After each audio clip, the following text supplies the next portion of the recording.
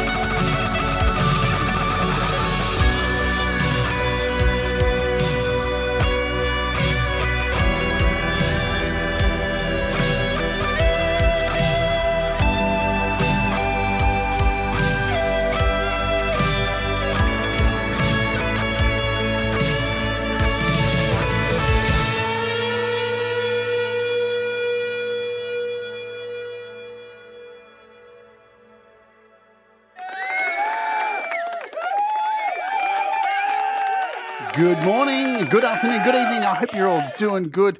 That was 15th Bend and Scars. That is his brand new single that has just been released, and it is awesome. What a sick clip and sick song. Yeah, I love the AI stuff. Are you all doing good? Are you all excited? I'm excited. I can tell you're all excited because look at all the emojis floating around. Yeah, I'm trying to swat them, get them off my face. How you guys enjoying the emojis? Yeah, you enjoying them? If you are a Wart Warrior here on the channel for $1 a month, you'll find there are some 15th Bend emojis in there. So throw them around as much as you can because there they go. There he is. He's all over me. Look, I'm covered in 15th Bend. I love it. Good stuff. All right, so now, as usual, I want to thank you all for being here. Sorry, I had to bend down and pick something up. Thank you all for being here. We'll do hellos in about 30 minutes' time, and we'll do the shout-outs then, as we always do, and we'll bring 15th Bend on in just a moment. But first, we have to mention today's sponsor, like we always have to do, and ladies and gentlemen, of course, they are. It's DistroKid, and let me cue the effect. Have I told you about DistroKid before? Let me tell you again. I love DistroKid. I love DistroKid. They have been a sponsor of this show for a damn long time. I've been releasing all my music through DistroKid, and you should too, because for the very, very low price of $22.99 a year, you can release as many songs, albums as you like. It's completely up to you using the musician plan. It works out to be what? $1.92 a month. It's ridiculous. And if you sign up using my promo code, which is distrokid.com/VIP/Jade Starr. There it is. It's over there on that side, all the way over there. You'll get 7% off your first year. We will talk a little bit more about DistroKid at about the halfway point of the show, like we always do, because we love DistroKid. Oh, baby. One day they're going to tell me to stop doing that because it's way too creepy. But that's how I roll. All right, ladies and gentlemen, without further ado, let's bring on our star for today. So I first came across this wonderful musician here on the YouTubes, and I was blown away to find out he's only been playing guitar for like this long. While I was picking up this channel during the Inconvenience in 2020, this dude was picking up a guitar, and whoa, to pull off such a following, such fantastic music in such a short time is amazing. And it's testament to the point that you can do it as well. You can become as talented as you wish. It all depends on how much you want to put in, yeah? So he's definitely a testament to that. So without further ado, let's bring on the man, the myth, the legend. Ladies and gentlemen, welcome to the show, 15th Bend. Oh, yeah. How are you? Hey, Jade. Hi, everyone. I made it. Thank you so much for coming on the show. And I know you are a very busy, not only musician, but father, parent. So, yes, it's been a crazy day today, but no, I had to make time for this. This is usually my dinner madness time, but I tried to move that hour just a little bit up. So dinner madness started around 6 instead of 7. And I was like, grilling burgers. I was running around, and then it started raining, and I was just losing my mind. And I'm like, what the fuck is going on? Like, why today? But I made it, and I'm really honored to be here. Thank you for inviting me, and a shout out to everyone who's pulled up. I love you all. I can't shout out all of you individually, otherwise half the interview is going to be spent doing that. But I love you all. Absolutely. And man, I expected nothing less than a massive turnout. And of course, we do have a massive turnout because there are 46 people here. So thank 52, man. And also want to thank Conspiracy for donating a whole bunch of memberships. As always, thank you, Conspiracy. Love your guts. All right, I'm going to hit you with the big one first. What the hell does 15th Bend mean? So 15th Bend is basically the guitar. So the 15th fret B string, if you bend that like a full note, that's the sound which David Gilmour, who is my all-time favorite guitarist from Pink Floyd, a lot of his solos start from that note. like there's famous solos like On the Turning Away, Shine on You Crazy Diamond, even Sorrow. Like there's quite a few that are my favorites, and they start from there. And when I started, I named it 15th B Bend, B with a like capital B Bend. And then I was like, man, this B is kind of redundant. So I just merged it with the Bend, and then I just went with Yeah, that. that sounds hokey. I'm glad you did that. And then later on, I was like, man, I should have named it the 15 Ben. But then I'm like, man, now, like, if I change it again, then it's just going to be like silly. I'll just leave it 15 Ben. It gives me a hard time when I have to fill out like a form or something and I write my name like as 15. So 1 5, it says you can't put a number in your first name. That's why on PayPal and stuff, I have to like type it out FIFTEENT. So Have you considered changing your name legally to that? I changed my name. It's easy, good times. To be honest, Jay, the 15 Bend and my personal like personality, it's first it was just like merging, right? Closely merging. Now it's like 15 Bend has started to take over my personal, like who I am as a person. Yeah. But I believe it's made me a better person. The music, this whole journey, it's really taught me a lot. And to be honest, the people that I met on this journey, I can never not give them the credit for making me who I am today, because without them I wouldn't be here 100%. I would have given up like within the first like year max.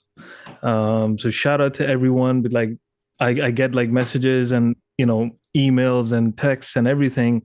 Oh, I sent your song to this reaction stream. Oh, I sent your song here. And I'm like, man, like what the fuck? Like, thank you so much. And they're helping my music and my channel grow because they're sharing it with others.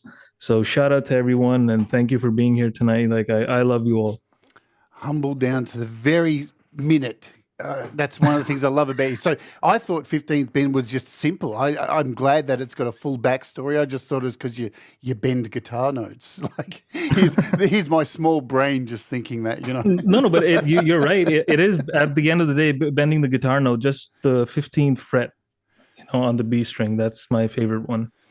And we were in talking about, these communities and stuff. It really is amazing. Before the show, we were talking. I had to leave the house yesterday, God forbid, and I was out for like hours. I had to go into shopping centers and stuff, and the whole time I was like, I just can't wait to get back to YouTube. I know. Where people are nice. Like people don't want to run me over in their cars, and it's a weird world out there. 100%. And it's also like I crave for this, right? I want to come back. I want to be in my, well, I can call this kind of a studio. It's not as fancy as yours, but like I want to be here. I just want to be thinking of what I'm going to work on next. So yeah, and sometimes it's unhealthy as well because it stresses me out. Okay, I have this one song and I've timed it out by 1 month, so that buys me 1 month to work on the next one, so that people don't forget about me in like 2 months of no music. So it is stressful, but it's something I really am passionate about. So I enjoy it way more than other things I used to enjoy before. I'm going to bounce around a little bit today because I can. It's my show.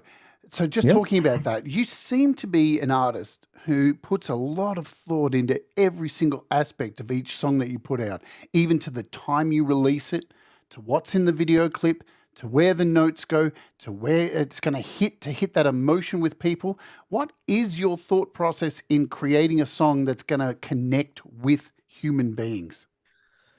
So that's a great question, Jade, because from day one, when I started making music, my goal was to not just make a song, not just make a music video, not just have something where I'm just jamming and I just put that out just for the heck of it. I always strive to make it an experience for the listener, for the person who's watching it, because I am that way. I was mentioning this to people a few days ago. I hate pestering people, and every time I have to promote myself, I feel like I'm pestering them. The guys, please pull up. I feel bad about any notification they're gonna get because of me. So I really value their time. I want to value their time that they're taking out of their day to come and listen to my music or watch the video. So every time I want it to be an experience. Now that experience usually turns out to be like this really emotional one. I think that is because, there's a lot of emotions buried, inside of me, and I think sometimes find it hard to verbalize it, just because we fear that we're going to be misunderstood, or nobody's going to understand, or just we don't want to be vulnerable. So music is my outlet where I can convey a story with my instrumental without saying a single word, and that is my story in a way. But people, it seems to resonate with people, because I see music these days, it's all just like something you listen to for 5 minutes, and then 5 minutes later you've forgot what it was about and you're on to the next one. It's like no shelf life. I want my music to hit people right in the feels, like make them think, make them ponder about life, and whatever emotion they're going through. Just I want to just scratch it up and bring it to the surface, because that is the only way. That is the way I listen to music. I can't listen to music just for. I mean, of course, if I'm like doing something completely like mundane, like freaking folding laundry or something, then I'll put something on which I don't really have to think about. Otherwise, like music always for me is something that I just want to be completely engrossed in. I don't want to think about other things. I want to think about what they're doing, what instrument is playing, why they did it this way, what's the story they're trying to tell, and how it connects with me and how I can relate with it. If I can relate with it, then I find it really hard for me to go back to that song. So that is kind of the thought process that I put into it. And the video, even the transitions in the scenes in the video, I time them with the beat change, because it adds that effect every time. And sometimes people don't realize it. They're like, man, this video, like, I love the changes and everything. But it's hard for them to point out why they love it. And then until I tell them that it's because right at that moment, I added this, the screen change, the scene change, everything changed. Or at that slide, I zoomed in, I panned in, added the panning effect at that point when I was sliding. So it just takes you on a journey. So that is how I look at it. You don't even have to get me started on the importance of video clips and changing a scene on the beat. I've done so many tutorials on this channel, and I try and drum it into everybody's brain because it is important. And I do see so many clips still these days where it's just thing on top of thing on top of thing on top of thing, and it's confusing, where and changes on the beats for a reason, to convey emotions. And that's what I love. You do that beautifully. And so now that we know how you think about making music for people and to convey a message, what actually does music mean to you in your heart and your brain? So before I started making music, Jade, I used to say, oh, music is life and music is this and music is that. And it was, but I really didn't understand how much it meant to me until I started making it. Now it's taken a whole new meaning in my life.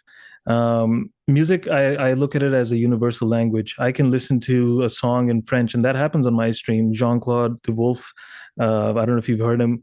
I play a song of his. It's French. I can't understand a word of it, but I'm just sitting here and I'm just melting in my chair, just listening to it, because music has this power where I believe you can, it's so funny. You create something from nothing. You're just sitting here in your mind. You have this idea that, okay, I want, or you start humming something in your head and you're like, okay, so I'm going to try and make that sound on this instrument.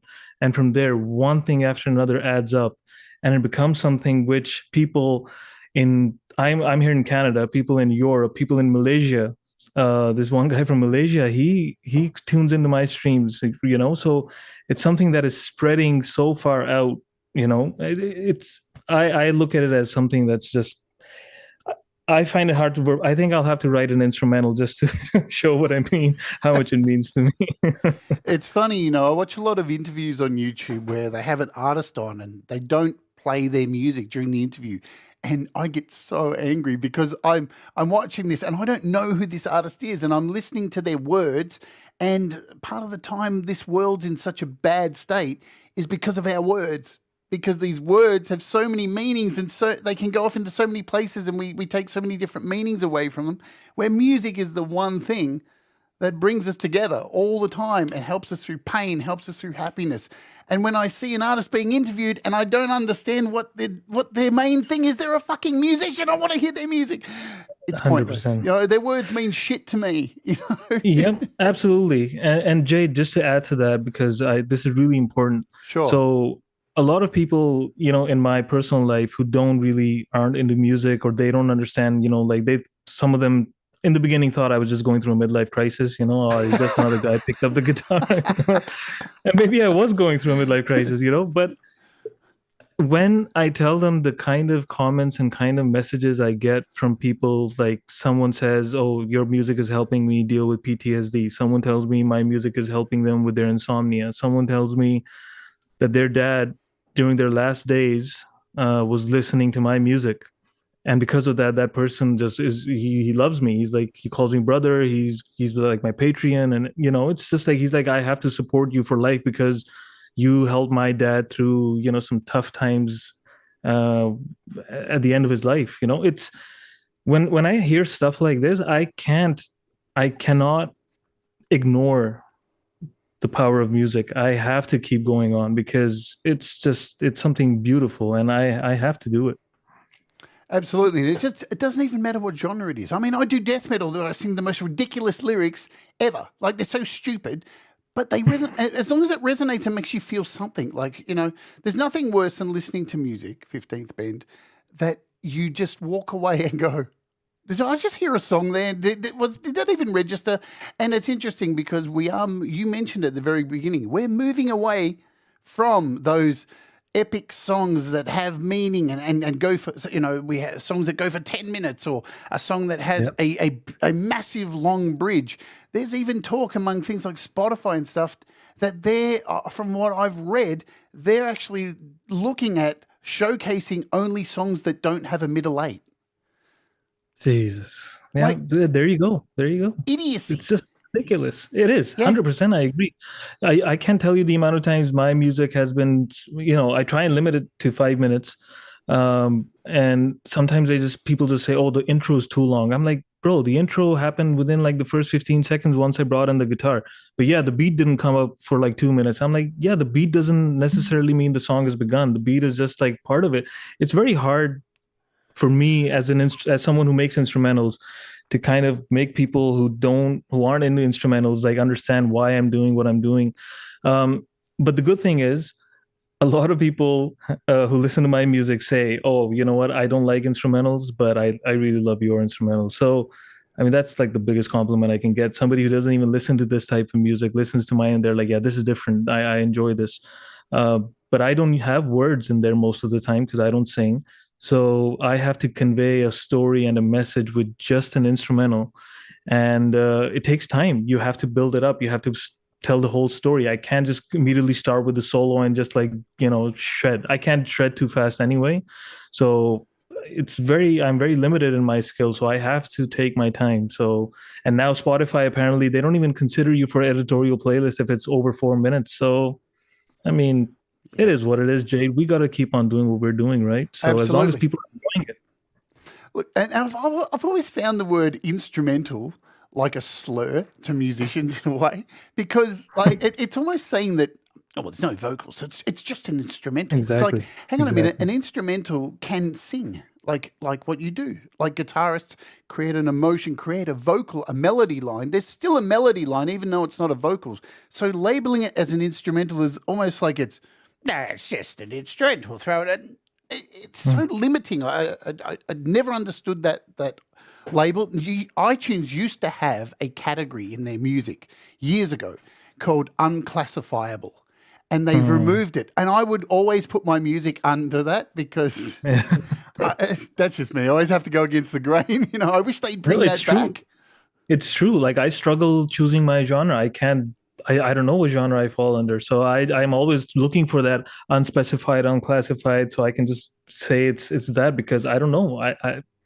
It is what it is. Some people, like some of my followers, have started saying it's the 15 Bend genre. So I'm like, yeah, I'm gonna use that one day.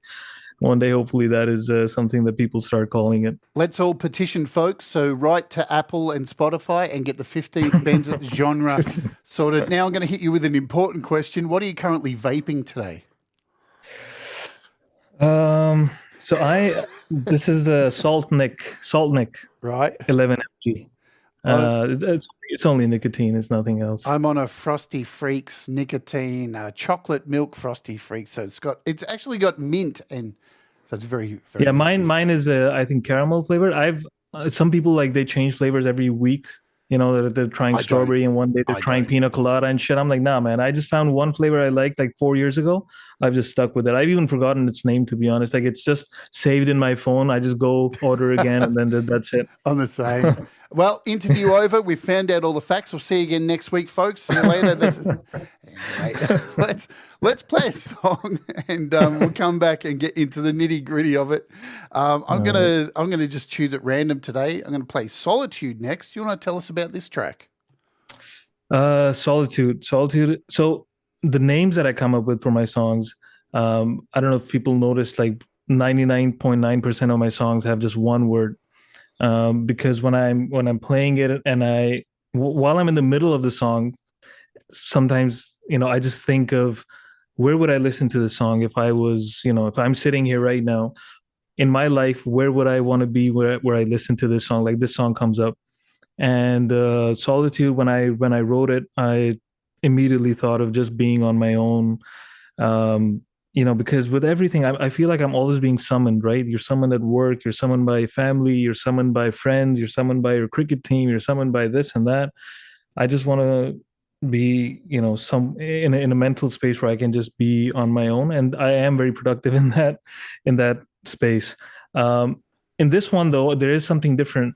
The first half of the song, I played it on the MIDI keyboard, so that's actually me playing the keyboard and bending the notes on it. Like I would on the guitar, and then in the second half I bring the guitar a bit. So it was a bit different than my usual stuff. I hope you guys like it. I'm sure we will, and because most of us have all heard it because we're all fans. But let's do it, and if you haven't heard it, you're going to love it right now. Let's get into it. This is 15th Bend and Solitude.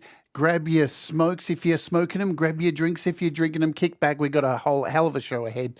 And let's do it right now. We'll see you back here shortly. As Hippie would say. Boom. I'll make that a bit louder. Boom. There you go.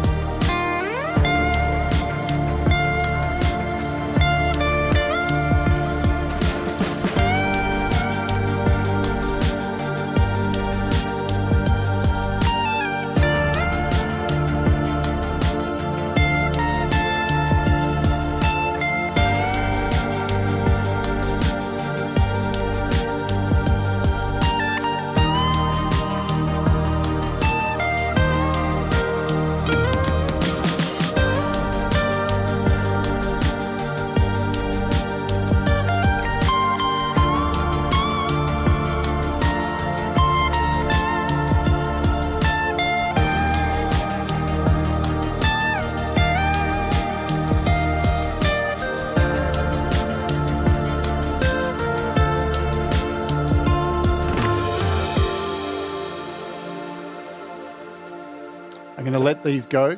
Get those patrons in there at the end and give some applause. Let's get back over here. Wrong camera. Bring you back in. Man, there's a lot of love here in the audience for you today. You are very well loved in this community, and for good reason. Beautiful, beautiful, beautiful music. Fantastic song. Let's say hello to the folks who are here today. Now, guys, make it easy for me and just type so I don't have to do any scrolling, and I'll do my best to grab everyone. We've got Queen Bee, No Lid Creations. We've got Mr. Smith. We've got SYP. Is that how you say it? Carissa Marple. We've got Doorways into Music. Roque Avellaneda. I always screw it because... Avianada. We've got Pukey. Pukey. What did I say? Pookie. Pukey. FPC is here. We got George here. We got Kid Kane Music. We got Lady Campion, Hugh Caldwell, Queen of Waffles, Feisty Feather. You guys are flying today. It's wicked. Pole Vault, Lily Pillies, Thomas Christ, Cold Acres here. Mike and Dawn Janice. We've got Wasabi 19821. We've got Jared's here as well. We've got Michael Thompson. Cherokee is here as well. Russ 8889. I love this. It's like Tats Lotto. I feel like I'm pulling lotto numbers out. Hetriani, of course. What do you like to call Hetriani? There's a few. Big Boss or Bro Triani. Big Bro. Well, a lot of titles, right? I tried to do a play on words with the show title. There it is, folks. I like to call him the Fender Bender. See, I had to have a thing that you do on your show. There's always some kind of thing there. We've got Daniel Berger. Who else is here? Tony Howie. Mrs. Hetriani's here. Well, thanks for coming along, Mrs. Hetriani, as well. Gaudium's here. I know there's lots of people I've missed out. There's Frank Terzo, Melanie, hello. Abe the Band. We've got Independent Many United. Hello to you. Wyax here. Oh man, so many of you. You all rock so bloody hard. We'll do another shout out after the second distro kit out. How's that? Because there's just too many of you to keep up. You're all so amazing. I love you all. We got to get to the interview, so let's do it. 15th Bend, tell us some of the music that you recall listening to growing up that has inspired you to play music. So very early on, I remember I used to listen to, I think the first time I listened to Michael Jackson's Beat It, I heard the solo. Now, at this point in time, I was really young. I was living on the other side of the globe. And I heard it and I was like, what the heck? Like, I loved MJ after that. Like, yeah. I followed him. But that solo always stuck with me. I'm like, man, what was that thing? And my parents, like, they never played instruments or anything. So I didn't even bother asking them. But I was always like, man, what the heck was that sound? Like, that was just something amazing. And many years later, actually, I found out that it was the sound of a guitar. But then I think the musicians that really shaped who I am now is obviously Pink Floyd. Like, I remember the moment I heard Pink Floyd, I was just so that's funny because first time I heard like some of their other songs and I was just like, man, like this is too, like I was too hyper at that time in my life. I was always like running around playing sports and shit. And I was like, man, like I can't, like, play something else. And then funnily enough, Division Bell, their last album, Coming Back to Life, that was the song that came up. I think I was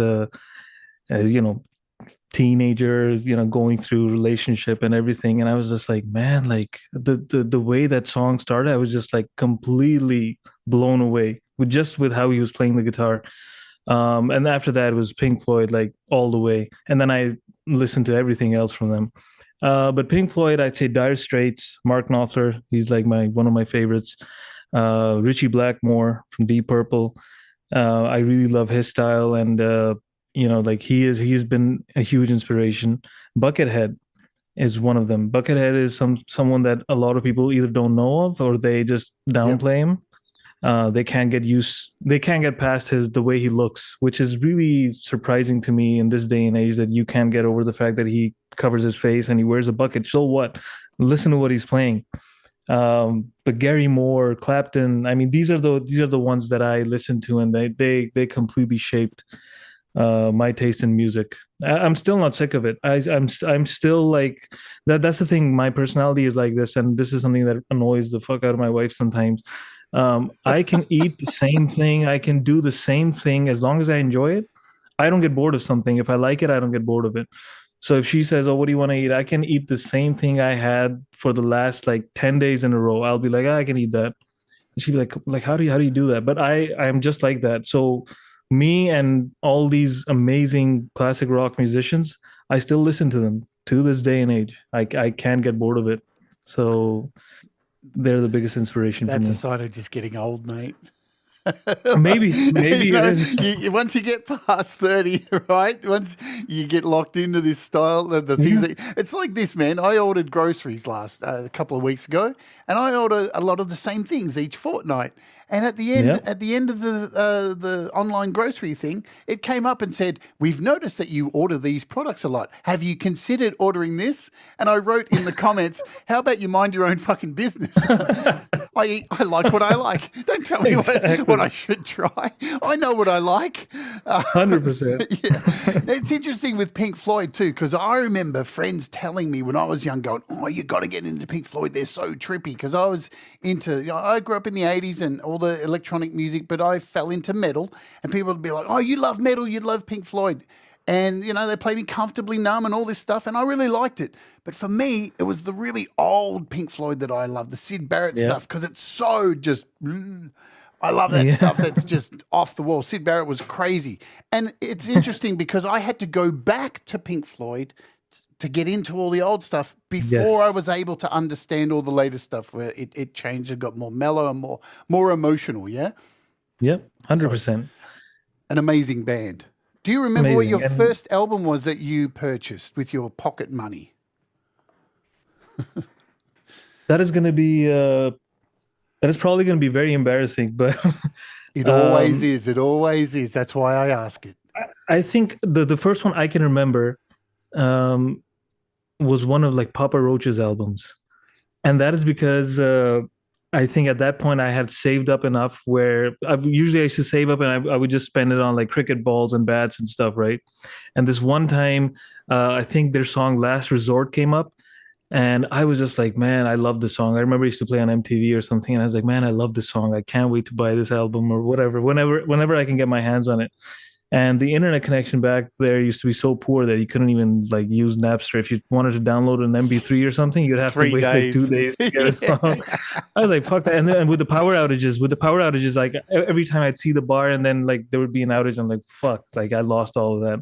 So that was the first album I think that I can remember. I'm sure I bought something else before that as well, but that one is the one that I really remember because I had to go like after school I had to couldn't tell anyone because it was kind of like what the fuck, you're going buying albums now, like we'll go get a cricket bat or something, so I think that is the one. Hetriani predicted it was going to be New Kids on the Block. No, fuck that shit. No. No, no, none of Not a that. fan. Not a I fan. No, no, no. For some reason I listened to them and I was just like, man, like by that time I had gotten into like a little bit of like metal and grunge and stuff. So then I would just be like, man, it was like this, and maybe their music was good, but the thing was, it was more of an ego thing as well, right? With your classmates, you don't want to be the one who listens to New Kids on the Block when everyone's listening to Limp Bizkit and or something like that, something hard, for So, example, or so you weren't Metallica, you or weren't hanging tough. I was just like, fuck that. I'm not listening to this. And Papa So Roach isn't embarrassing. We've had people on this show who've like named like Thomas the Tank children's albums and stuff. So no, no, I know. Papa Roach was good, but it's just like it's one of those bands that just started and died. So it's more like yeah, like I bought your album and I was a fan, and you just like.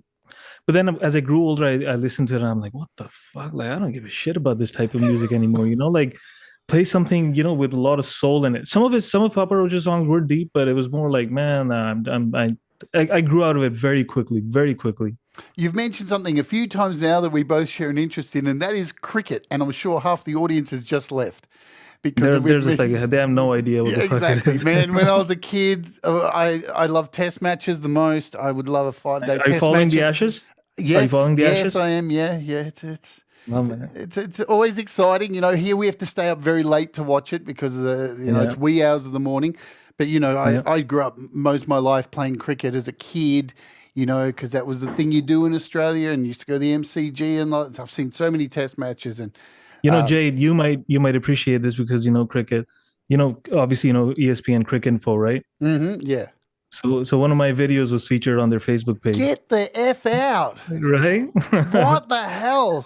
Yeah, I think my North American friends can't appreciate it. But you can. So yeah, it was one of my, because I'm a left arm bowler, right? So the ball just swung in and hit the top of off stump, and the guy was just doing a well left. So he did a well left and it swung back in and hit the top of off stump, and that made it on their Facebook page. Oh, that was like wicked! That was my moment of fame before 15 men.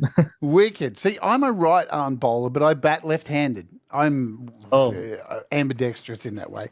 Man, Yeah, same. I had my nose bat broken right. with a cricket ball, so I was fielding third man when I was really young. So I was in primary school. I went down. It was rolling along the ground. I leant down to stop it, and it hit a rock, man, and flew up and hit me in the nose. Broke my nose. Oh shit! Yeah, I've broken 4 fingers, and that's a fun fact. Like, this is my fretting hand, the right one.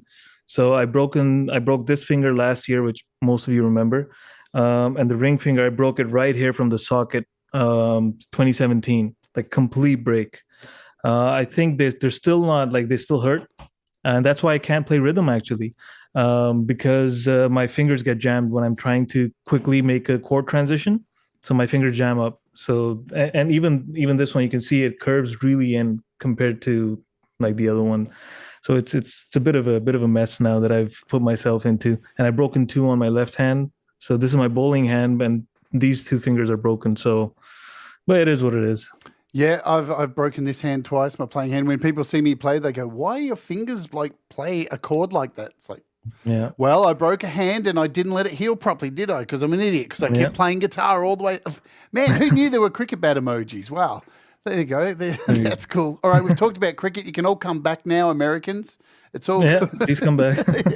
It's all good. Do you remember the first gig you ever went to? Like big, what was your big, obviously we've all been to like a really big concert, stadium concert. Do you remember what that was? So I went to quite a few, but you guys wouldn't even know them because they were in different part of the world, different language. One that I really, the first big one that I went to was U2. I think U2 performed here in the Rogers Center here in Toronto. And I think that was I forget, the 360 tour. That they had that big, like, huge octopus looking thing in the middle, and that was the first one. And I was just blown away, like what a show they put. And after that, I went to the one that I really enjoyed was Mark Knopfler. Bob Dylan actually opened for him, but Bob Dylan was like painful to listen to. It's like way past it, right? So I was just waiting for him to, I paid my respects, as soon as he came on stage, I did this to him and everything. Now off to the bar. Thank you, sir. There you go, sir. That's the way. But Knopfler still had it. This is 2012, I think. 2012. So it's like 11 years ago. But yeah, I've been waiting. I waited for so long for Eric Clapton or Gilmour or someone to come in this part of the world, but they never did. So I think Clapton is making a trip to North America soon. So I'm probably going to go and hopefully be able to go and enjoy that. So in your early years, you mentioned everyone played cricket and stuff like that, and you got into music. And was there a hunger once you found out, right, that wonderful solo in that Michael Jackson song was a guitar? Did you want to know more about the guitar? Did you look into lessons never. or anything like that? Absolutely nothing. So for that whole time, up until I listened to Pink Floyd, I never even thought of it. I always looked at it as, this is something these other people on TV do. This is not something that I can do. This is something I was talking to like a friend of mine. When you face so many people who doubt you in your life, over everything, and sometimes their doubts are proven true, that really breaks you inside, and that makes you one of the doubters. You start doubting yourself. So you're like, you never dream big because you've been so accustomed to people doubting you that you start doubting yourself. You're like, yeah, this stuff, this cool stuff, this is that people, the celebrities, people on TV, they do. Like, I can't do this. Like, I'm not worthy. So I never thought of it. And then the problem was me being a lefty. So then I met my friend, like, one of my best friends, and he unfortunately he passed away in 2008. He's the one who introduced me to all this, Pink Floyd and everything. And the first song that actually got me into classic rock was called "The Man on the Silver Mountain" by Rainbow. Yeah. So Richie Blackmore's band. So that is a song that I had on repeat for weeks and weeks in my dorm in university, and people just started losing they're like, bro, get over it, please. We've listened to this like fucking for weeks. Please listen to something else. I'm like, I can't get enough of it. That was a song that got me into rock, and like really got me into it, because this time I had this friend of mine who could answer my question. I'm like, bro, like, what is this? How are they doing this? And he had a guitar. I remember this knockoff Fender, and he just played that riff for me. I was just like blown away. But he was a righty. And me being a lefty, I couldn't just pick it up. I picked it up a few times, and I'm like, man, like, what the fuck am I doing? I can't like place my fingers. And I'm like, all right, I can never do this. So that was one of the biggest roadblocks for me, finding a lefty guitar. Even now, like, you look at these stores, they have like 2,000 right-handed guitars and then maybe 2 lefties. So what was the question, Jade? Sorry, I pulled the thread on this one. No, you answered it. It was about wanting to pick up a guitar and do yes.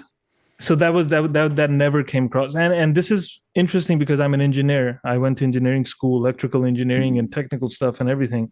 So people assume that, oh, this guy must know a lot about gear now, music gear. I didn't bother finding out anything about gear because I was like, this is something that I'm never going to do. I just want to enjoy the music. I just want to know who's playing what song or what solo, and I just want to listen to that. I don't care if they're playing a Fender. I didn't even know the difference between Fender, like a Strat or a Les Paul or anything else. I didn't know this. I didn't know the difference. I didn't even know what a Telecaster is up until I started learning in 2020, and that's when I started researching. And then I very quickly absorbed all that information. But before that, never crossed my mind. It's really shit because, like, when you're young, things people say and do to you leave impressions. And, there's been people like Dennis Leary who's talked about rewriting the code of your brain with LSD and this stuff. Because if people tell you you're shit and you can't do these things and you'll never amount to this stuff, this shit stays with you, And it's definitely something in the psychiatry field that this is why there's so many psychiatrists, because they're trying to undo the negative patterns that are written into people's brains. So I can completely understand where you're coming from, having that kind of thing. Even someone saying, stop playing this music, stop doing this thing that you like. It's like, fuck you. Why would I do that? Seriously. Like, Exactly. And there seems to be this kind of mentality still on the internet now, especially social media. I put a post up and say, Apple just released a new phone and I'm going to go buy it. And somebody has to, I don't know why, put a comment, Apple sucks. Like, what goes on in their brain to make them write that? I could never fathom having somebody say, I like this, and the first thing I think of is, I don't, you're an idiot. Like, yes, exactly, right. It's all about egos. Like, if you look at a Jade, every argument that is happening on the internet today, from politics to religion to everything, it is all about personal ego at the end of the day. Everyone wants to be proven right. Everyone wants to be that person who can say, see, I told you. So now you have to believe me in the future because I'm right. So now in the future, I'm going to be right as well. It's all about that. It's just idiocracy, to be honest. And but as you said, these things leave scars. They leave imprints. And to this day, I struggle with believing in myself. But however, before people get angry in the chat, I have started believing in myself now because of all these people. Because in the beginning, I was like, when somebody would say, yo, I really like your song, I used to be like, me? You're talking to me? And now it's like the kind of compliments and kind of support I get, it's started to make me believe that, okay, I'm onto something, I'm doing something, I'm going in the right direction. So I have to keep going on in this. And it's because of these people. Like, to be honest, I cannot state this enough. And this is like my second interview. My first interview was on another channel, and I was just listening back on it one day just to see how stupid I sounded. But it was mostly the most of the interview I was just giving them a shout out because it's true. Like without these people who are in the chat, who are like, part of Team 15th, as they like to call it, without them, I couldn't do this. So, thank you to all of them. They're helping me heal as well. Yeah, I watched that interview, and that's why today I'm trying to get as much out of you as I possibly can, because people want to. This is the thing. We're inquisitive people, aren't we? We hear this music from people. We see you on the screen once a week playing people's music and talking about who you are, but we always want more. We need more. We need more. We need more. And I'm going to ask you about that, because here you are. You're in university. You're in a dorm. You're listening to Pink Floyd. You're listening to Knopfler. You're listening to all this stuff. People are telling you stop. You're there. You move on though. You I don't know. You get married. You start a family. You get a job. And So, yeah. yeah, sorry, go ahead. Go ahead. No. Tell us what happens from there. So this university that I was in, first university that I started doing mechanical engineering over there. This was back home where I was born, and then after I think a couple of years of me and I got into Counter-Strike. So I got into gaming like big time and like semi-competitive. Like we would have like tournaments and stuff like with other universities.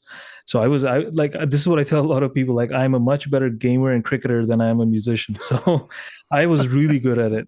And then, obviously studies and everything became like, something that I'm not really focusing on. It was the first time I was out of the house as well, like on my own. So, you learn a lot of stuff.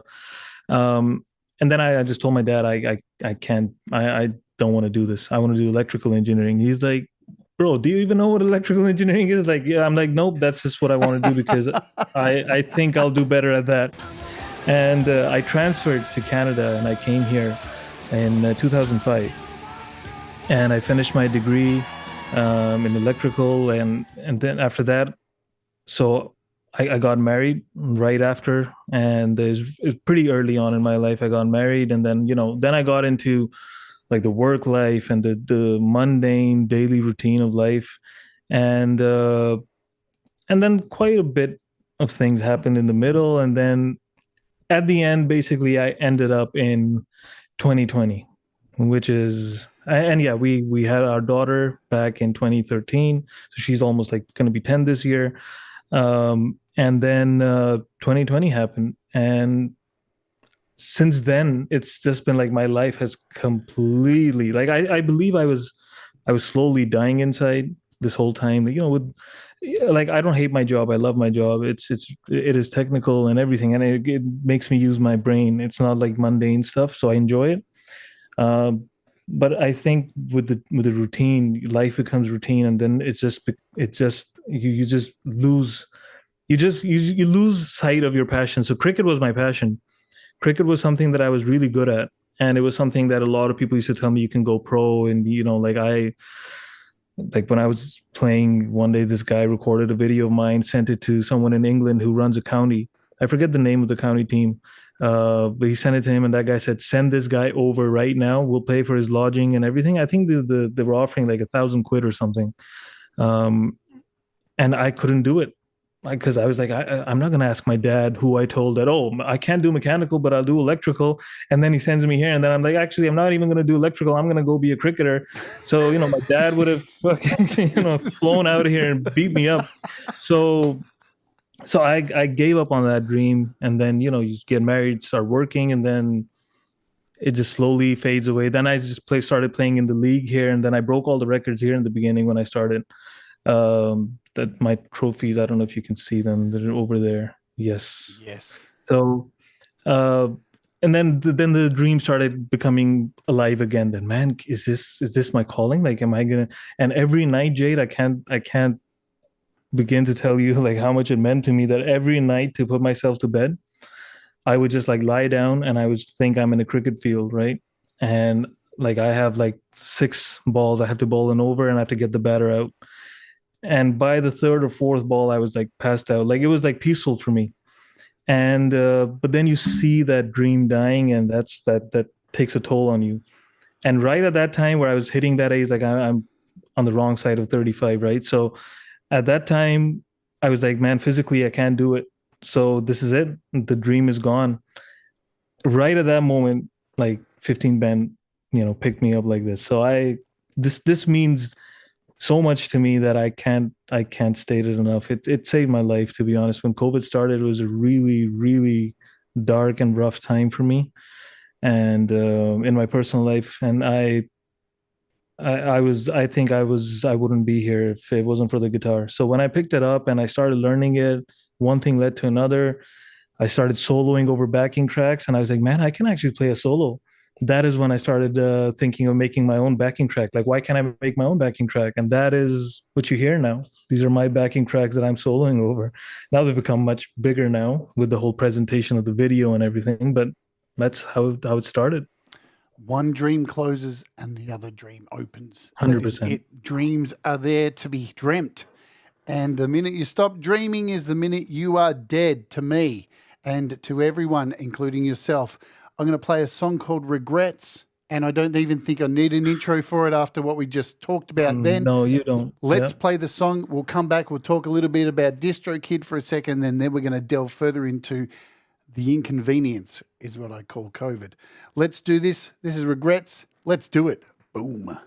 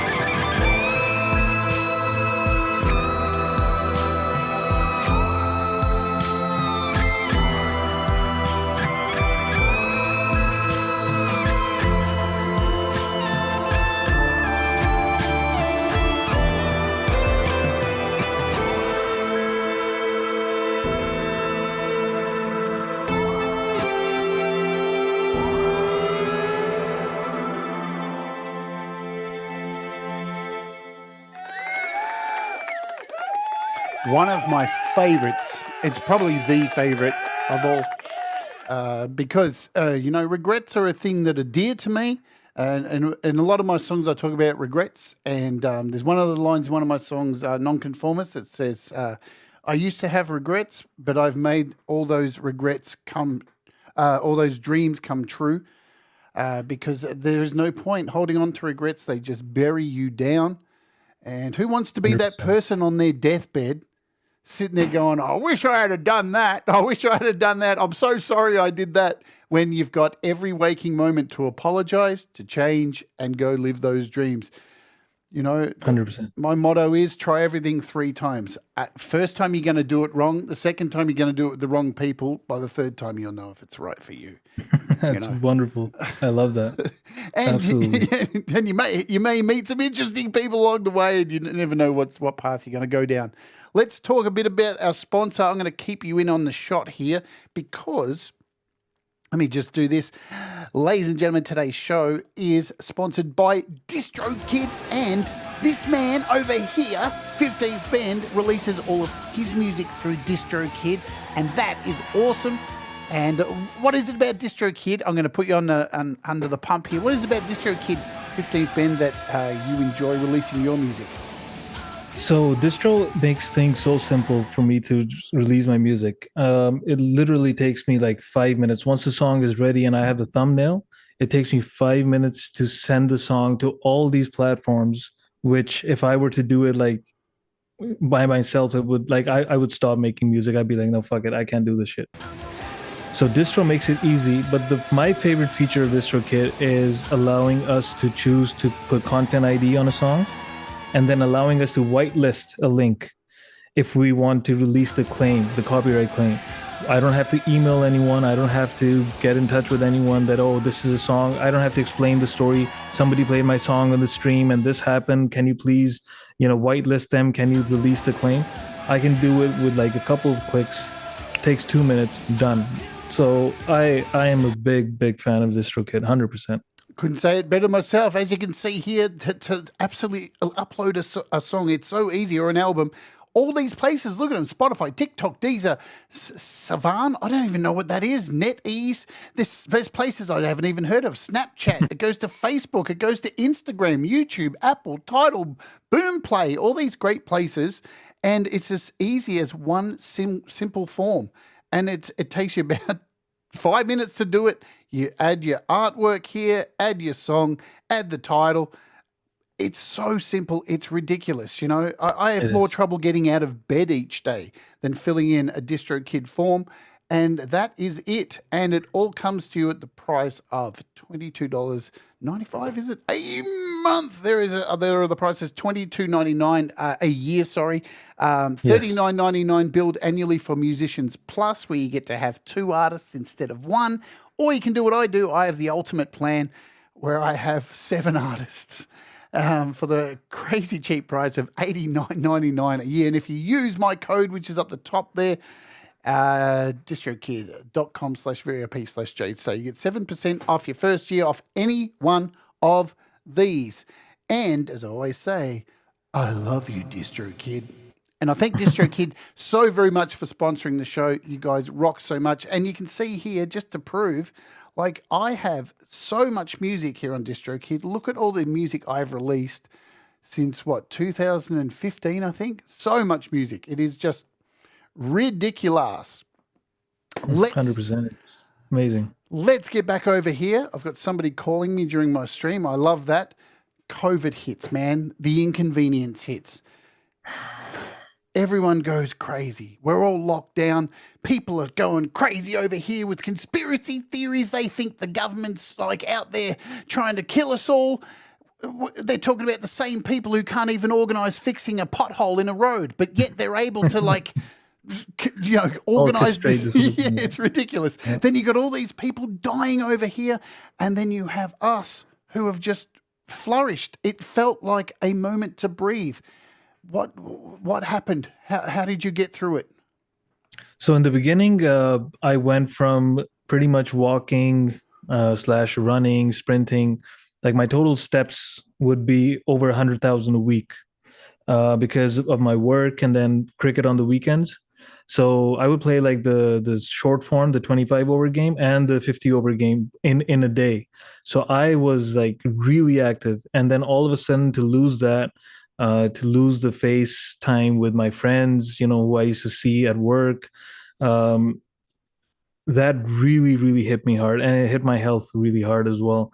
And like as I said, it was a very dark place when it started. And 3 weeks into it is when I picked up the guitar. And this was a guitar I had bought actually in 2017, thinking that one day I'm going to learn how to play it. But that time never came because I was in the rat race 5 days a week, going to the office, commuting. My commute is like an hour and a half one way to downtown. And so that's like 3 hours gone in your day. So that is the only time that was taken away. And then obviously socializing and all that stuff, right? That was taken away. And I made the most of that time and I picked that guitar up and I just winged it, as I say, like I just went with it. And my goal in the beginning, Jade, was just to learn one solo from David Gilmour, any solo. And that's it. I'd be like, I've achieved my dream of playing one David Gilmour solo. That was the dream. And from there, just like, I could have never predicted this trajectory that I went on. And now I look at it, I'm like, man, like I so needed that. I so needed it. It's bizarre, isn't it? Because like I know it affected people financially, and you know what? Even before that, shit happens throughout all our lives where we've been affected financially. But for some reason, this affected people on so many levels where they got so angry and upset. Where really, you've got to find the positive in everything. You really have to find the positive in everything, or you will fall into a hole and you'll become a terrible, terrible person, not only to yourself, but to everyone around you. And 100%. And this was a time for many, look, especially people who are, it's interesting, people who are homeless and stuff. The governments around the world actually swept them up off the street and put them in accommodation. And you think, why aren't you doing this anyway? Like, yeah, 100%. And then when it was all over, they threw them back out onto the street. They threw them back out there, like, yeah, we're done. Like it's just crazy. And for people like you and me and many people from out these communities, it was a time to breathe, catch up, because the world spins so fast, where everything's just so crazy that sometimes you need to have a breath and find the things that you love to do. And you clearly did that, and you jumped in. And I'm astonished at the way you did this, because I always hear all the time, 2020, you started playing guitar. And I hear these songs and just go, what the fuck? What's going on here? What's going on? Like, there's got to be some trick. There's some kind of voodoo magic that you're doing. But so it's basically, Jade, like I always claim that I play very simple stuff. And this is not me trying to be humble. This is me trying to inspire people as well. And a lot of people tell me that, they find my story inspiring. And I'm like, good, because don't just be inspired, actually do something with that inspiration. Why don't you pick up the guitar? Like anyone in this chat, I guarantee you, within a month, they can play a solo that I can play. 100%, because it's simple. Yes, some of the fast runs, okay, it might take them a little bit longer, but most of the stuff I play is very simple. It's something which you just have to have the ear for. Obviously, you have to have an ear for music, because if you don't know what sounds good together, then it's not going to sound like mine. But at the same time, just do it. Just get into it. Like, what's stopping you from trying? It's not magic. It's not like some rocket science. Honestly, if I can, then this is what I say every time. This should be my tagline. If I can do it, anyone can do it. I honestly believe that. Did you have we live in a world now, Pete John says it all the time, we live in the future. Did you have a specific place on YouTube that went to some guitarist who was showing off some things? Because, whenever I need to learn anything, I just open YouTube, type it in. Was there a go-to, somebody who's giving you some tips? So there was my first lesson, like basically a YouTube series. It's like 50 videos, Guitar by Andy, that's his name. And that was just the first, I think, the result that popped up. And he said, learn basic beginner guitar. in these 50 videos. And I was just like, man, I got time. So I wanted to learn at least the basic chords, the open chords, and a little bit of theory, like, which string, what are the notes, like, what is this science behind it? Exactly, this guy. And I still have that playlist saved, and I've sent it to a lot of people who wanted to learn guitar.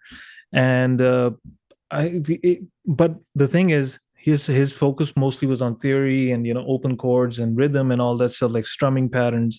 And very early on, I figured out that because my fingers get jammed, I'll need like maybe 10 times the practice to become really good at rhythm. So that is, I think, the secret. I immediately identified that, and I'm like, okay, so either I can sink like a year into this, but is this really something that I enjoy? Do I enjoy just playing chords and just changing chords and stuff? Or do I like, what is it about music or the guitar that I enjoy? And I enjoy solos. Like, it's always been that way. So I was like, you know what? I'm just gonna learn lead. And I picked that up very quickly because it came naturally to me. And then when I went, and there was a Facebook page, a group where people used to, all these beginners who were starting during COVID, they all joined that group, and, they would share their videos, and they would see my videos and they saw my progress. They're like, what the fuck is this guy doing? Right. And I just told them, I said, you are spending, I didn't use the word waste because no knowledge is, waste of time.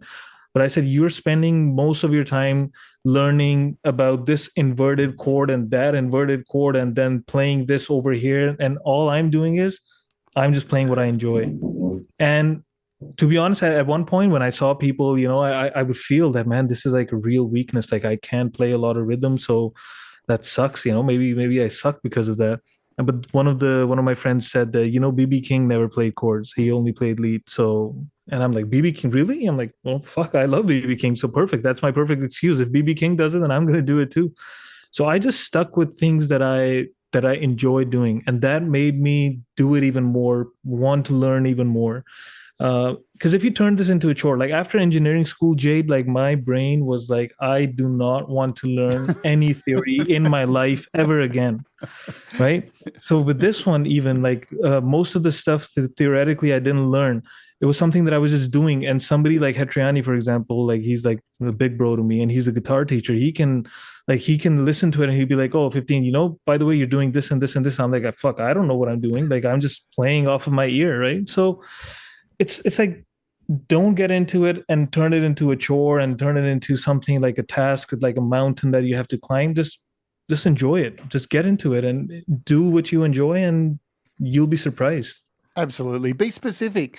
It's, it's same with starting a YouTube channel. Find a niche thing that 100%. you love doing and do it. There's no point, like, imagine having a job that it's a grind, and then you're like, you know what, I want to become a YouTube streamer. I'm going to do this thing that I think other people like.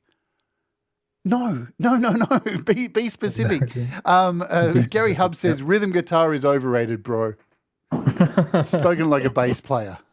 Spoken like a bass player, exactly. And it's really interesting too with picking up, like for me, myself too, when I started playing guitar, back in the day, we didn't have YouTube. You had to go to a guitar store and buy one of these fucking Metallica tablature books, which were always wrong. And you end up learning the song wrong.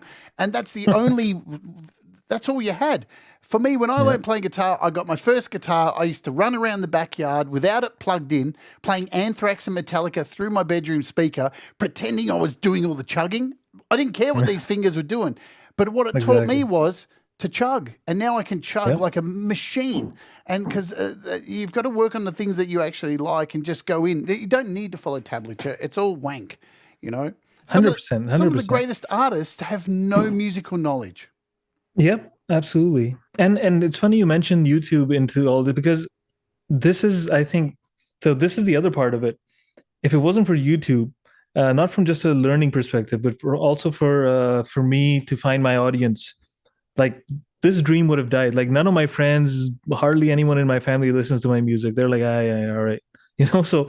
So I wouldn't have found all these people on YouTube who enjoy my music, and that gives me more confidence and validation, because I seek validation, because I've been doubted my whole life on things, and I've proven people wrong. So I enjoy it. right? So, but I still need validation. I still need to be told that, okay, you got this, you can do it. So without YouTube and being a YouTuber or just putting my channel up there was one thing. Promoting yourself, and I talked about this on my last stream as well. Promoting yourself, like making music, is one hill to climb. Promoting it is a whole other beast, which I think is Yeah. like my least favorite part of music, and it is the toughest part of making music for me, because like I hate pestering people, but I have to do it. So I try and do it in a smart way where it's not like where I'm always in people's face and, listen to my music. That wouldn't be the smart thing to do. You would actually drive people away from your music. So I see a lot of artists 10 times more talented than I am, but their channel hasn't grown, or they've given up on the dream. It's all it all boils down to they never really promoted themselves, not, I shouldn't say properly, but I should say precise, in a precise way. You have to be precise. You have to have like a goal in front of you at all times. If you're just wandering without a goal, then it's going to be very hard for you to end up at the point where you always imagine yourself that I want to be at this point. So you always have to have a goal. Um, with every song of mine that I release, I have a goal in my head that, okay, I hope this hits this many views. How am I going to make that happen? What can I do to make the algorithm like this song? It's a lot of thought process that goes behind this, which a lot of people just ignore or downplay or don't understand. I really do wish I do have another channel, but I haven't been. I've honestly been so busy with life and everything that I haven't found the time. I do want to make like one or two tutorial videos over there for indie musicians, because that is the one thing that's lacking on YouTube. I can find videos of how to change like my freaking toilet to my car engine to everything. Nobody talks about, if you're an indie musician starting out, this is what you should do. Even if the videos are there, it's only going to be like mundane, like cliche shit, like make good content. Of course, fucktard, I know I got to make a good song. Like tell me what do I do with this good song, right? Like don't just tell me make good content. So I really want to make a video where I like highlight the things that I did or I learned from my experience to promote my music and get my music heard. Because if you and some people don't give a shit about it, that's fine. Some people just don't. They're like, nah, I don't care about it. It's fine. I do. So, and I know a lot of musicians, even if they say it, they actually do. Like nobody will dislike getting someone to tell them that, yeah, I listened to your song and I love it. So you have to really, really take these steps and get your music heard. Otherwise, I would hate to see people give up, like after a year of trying and they're like, yeah, because they tried the wrong way. YouTube live streams, life changer, game changer. I think that is the most underrated thing for a musician, indie musician these days. That's Jade. Actually, that is how I met so many people who were in the chat today. Yeah. Not from my stream, from other streams. I would go and send my music to streams that don't even fucking listen to anything with the guitar. Like I would go to like serious hip hop focused streams, and I would just send my song and I'd be like, guys, don't fucking hate me. This is a guitar instrumental, but I have to share it. I have to share it. Maybe you like it. And I got so much following from the hip hop community, which was really surprising. I never expected that, because they're all about bars and, it's poetry and words, and the beat is, a specific 808 snare. I think that's in every freaking indie hip hop song these days. But I got so much traction from there. And after that, like I gained confidence. Like I used to be shitting bricks when I used to send my song. Honestly, I still do. I still feel very vulnerable when I send my song to a new stream, because I'm like, okay, how is this guy gonna react? Because the guy on the screen, his opinion is gonna, sway the opinion of everyone in the chat. And there can be a few opinions that he can either love it, he can either hate it, he can be indifferent, which I really hate, by the way, when they're just like, yeah, they listen to the song and they're like, all right, next up is, like, fuck, we'll talk about it. Even if you didn't like it, say something. So I really discovered live streams as something that's really powerful to grow. And then I got into my own, thanks to my broken, which one was it? This one, broken finger. and I broke it last year, September, playing cricket out in the outfield, and it's like really windy, and I went for the Aussie way of catching. So I went like this. The And diamond yeah, cutter. exactly. And it was so windy that I just misjudged it by like half an inch. So instead of landing here, Snap. it hit me right here, and it just broke immediately. So after that, I was like, fuck, like I can't play the guitar for 2 months now. And that is when a lot of people had actually pushed me to, start my own stream. And I was like, fuck it, I'm gonna do it.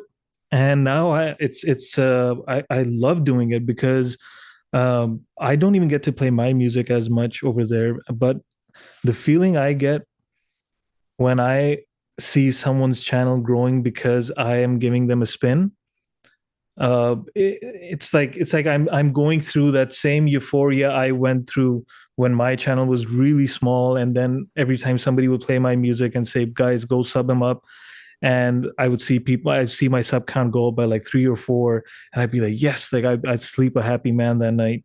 I love doing that with others, and love to share their music, and it's just such a satisfying feeling. So I live streams, like I really am happy that I got into it.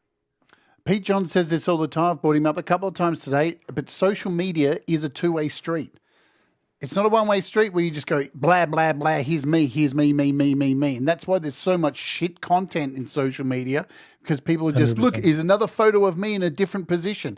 I know what you look like, asshole. I don't need another I don't need another angle or a different top. You know what I'm saying? And Jade, yeah, I swear, Jade, like I see these posts on Facebook all the time. Musicians, drop your links, right? There's like 200 comments, and that same person, when he drops anything of his own, he gets like one like and one comment. Yeah. But when he says musicians, drop your links, 200 comments, and everyone's just spamming their links, and no one's clicking on them. Nobody's clicking on it. The first thing you have to understand about promotion, right, is that 95% of the people aren't going to click on it. As long as you can put that in your brain, right? Now, we've done shows on this channel. And you say there aren't people out there doing it. I've done shows on this channel because I believe, and I apply this to my music. I release a song, right? And a lot of the time, unfortunately for me, 15th Band, I record my songs in front of you.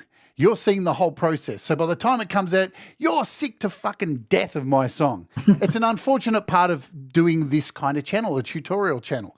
But what people don't get to see is what I do away from YouTube, where I send these songs to terrestrial radio here in Australia, where my music's actually getting played on radio. And I don't post that on social and go, I just got played on the radio, because that's not fucking important. You don't need to know that, because that's a different audience, right? And I've got shows on here which shows you how to create a bio, how to create a pack to send to a radio station, how to create a Bandcamp and go through all the steps to get the most out of Bandcamp. I do have these shows on here because I do think it's important to focus not only on YouTube, not only on Facebook, not only on Instagram. They're all great, but they're the go-tos. And again, people just do this. They swipe past. 100%. So that's why you got to look at 95% of people aren't doing what you want them to do. So, again, and you wouldn't believe this, 15th Band. I get complaints here on this channel because I'll do a tutorial in the morning, and I get complaints. I've had 3 this week in my comments saying, yeah, I really just wanted to see the tutorial. Why do you play people's music on your show? And I'm like, dude, I want to teach people how to do something, right? And at the same time, I would be a complete asshole if I was not promoting the things people are making from me teaching them. That's 100%, 100%. Dumb, Yeah, absolutely. And the more you give, the more you get. Honestly, I got so much love from so many people. I'm just passing that along. Like, I'm not doing something really out of the ordinary. I got so much love. I can't even put into words. So I just try and help others out, share their music. Maybe it inspires someone. Hobbs, who's in the chat, by the way, I'm a huge fan of Hobbs. He mentioned to me that, because you push my music so much, I'm actually starting to, think about starting to get into writing music again, because, I used to send people that I'm like, go show this guy some love, leave a comment and this and that, tell him that you loved it. And then people see the live chat and they're like, yeah, actually people are vibing to my music. So it motivates you. You need that. It's promotion is a crazy part of it, but it has to be, you have to be smart about it. Like I just set a premiere for like from a month. Yeah, I set it like 5 days ago for a month out. It's I like love August that. 1st. I love that. And people, yeah, and people are making some people, some of my friends are joking with me that, oh fuck, we gotta wait a month. I'm like, guys, like, this is important. This is important for a few reasons. One, obviously, I'm building the hype. You have to have anticipation. False scarcity. Yep. Yes. If I start posting these same songs, Jade, that you're playing or these people love, if I had dropped these songs within a month, by the last song, everyone would have been bored as shit of my music. I guarantee you that. Yeah. Or they would have been burned out, or they wouldn't have checked it for at least a few months. You need to make that, build that hype. And some of them call me a tease for doing that, but it's true. You have to. So I set it out by a month to build the hype, but it also gives me some breathing room that, okay, now I can work on, because I'm working on an album. So I have to, it buys me time for that. So you have to be smart. I see people premiering, like, I wake up in the morning and I got a notification somebody premiered a song at like 3 a.m. in North America, and they're not in Europe themselves. They're in North America, and they're premiering a song at 3 a.m. I'm like, who the fuck is gonna listen to that? Like, why would you then premiere it if you don't if you don't care if nobody shows up? Then don't premiere it. Like, what's the point? Or if you want to premiere it, then set a time. Obviously, and this is where the cliche comes into play. Make something good, something that production quality is top notch, as best as you can do. Don't half-ass it. Don't be like, man, it sounds okay, but I'm going to release it because I need to release it. No, take your time with it and put out your best content and then promote it, because only promotion is not going to help, by the way. I can build all this hype. If my song is shit at the end of the month, nobody's going to wait another month for my next song, and they're going to be like, fuck off, your music sucks, or whatever. We didn't enjoy it. You've stopped giving a shit about us, so we're not going to, be there. I always put so much time and effort into it. And I love seeing when people show up to the premiere and they enjoy it. They walk away happy or moved or, emotional in a way. So promotion and content quality works hand in hand, but promotion is needed. You can have the best song. If you don't promote it, nobody's gonna hear it, unfortunately, in this day and age. I agree 100%. I look at music exactly the same way. Speaking of music, let's play some more. Another one of my favorites. This is Memories. We're going to play this and then bring it home because you've got to leave 10 minutes earlier than I'm gonna push out my stream to 9:30, guys. For those of you who are my regulars who are in this stream as well, in case we have to go longer, like Jade and I are kicking it off. So I'm gonna push it out by half an hour. Sorry. I know. You can hate me all you want in my live chat on my stream. I'm going to push it up. They won't hate you, man. People want more. People want more, and you hear that, folks? You're going to get more. And you know what? I really want to bring it home because we got a lot to talk about in this last kind of half an hour thing. And we're going to talk about copyright, content ID, stealing, and that's going to be the fun stuff. Let's play this because I love this song. This is Memories. When we come back, we'll talk about the inspiration of it and stuff. Let's do it. You ready, folks? One of my faves, 15th Bend and Memories.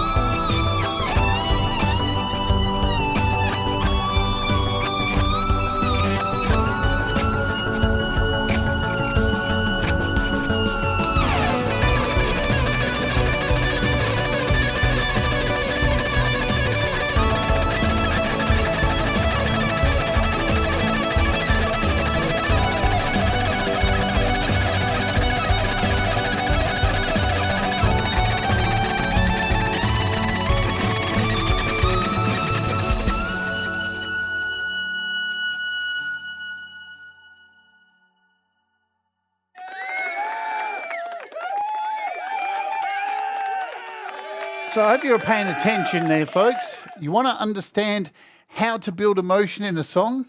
That is how you do it, right there, right there.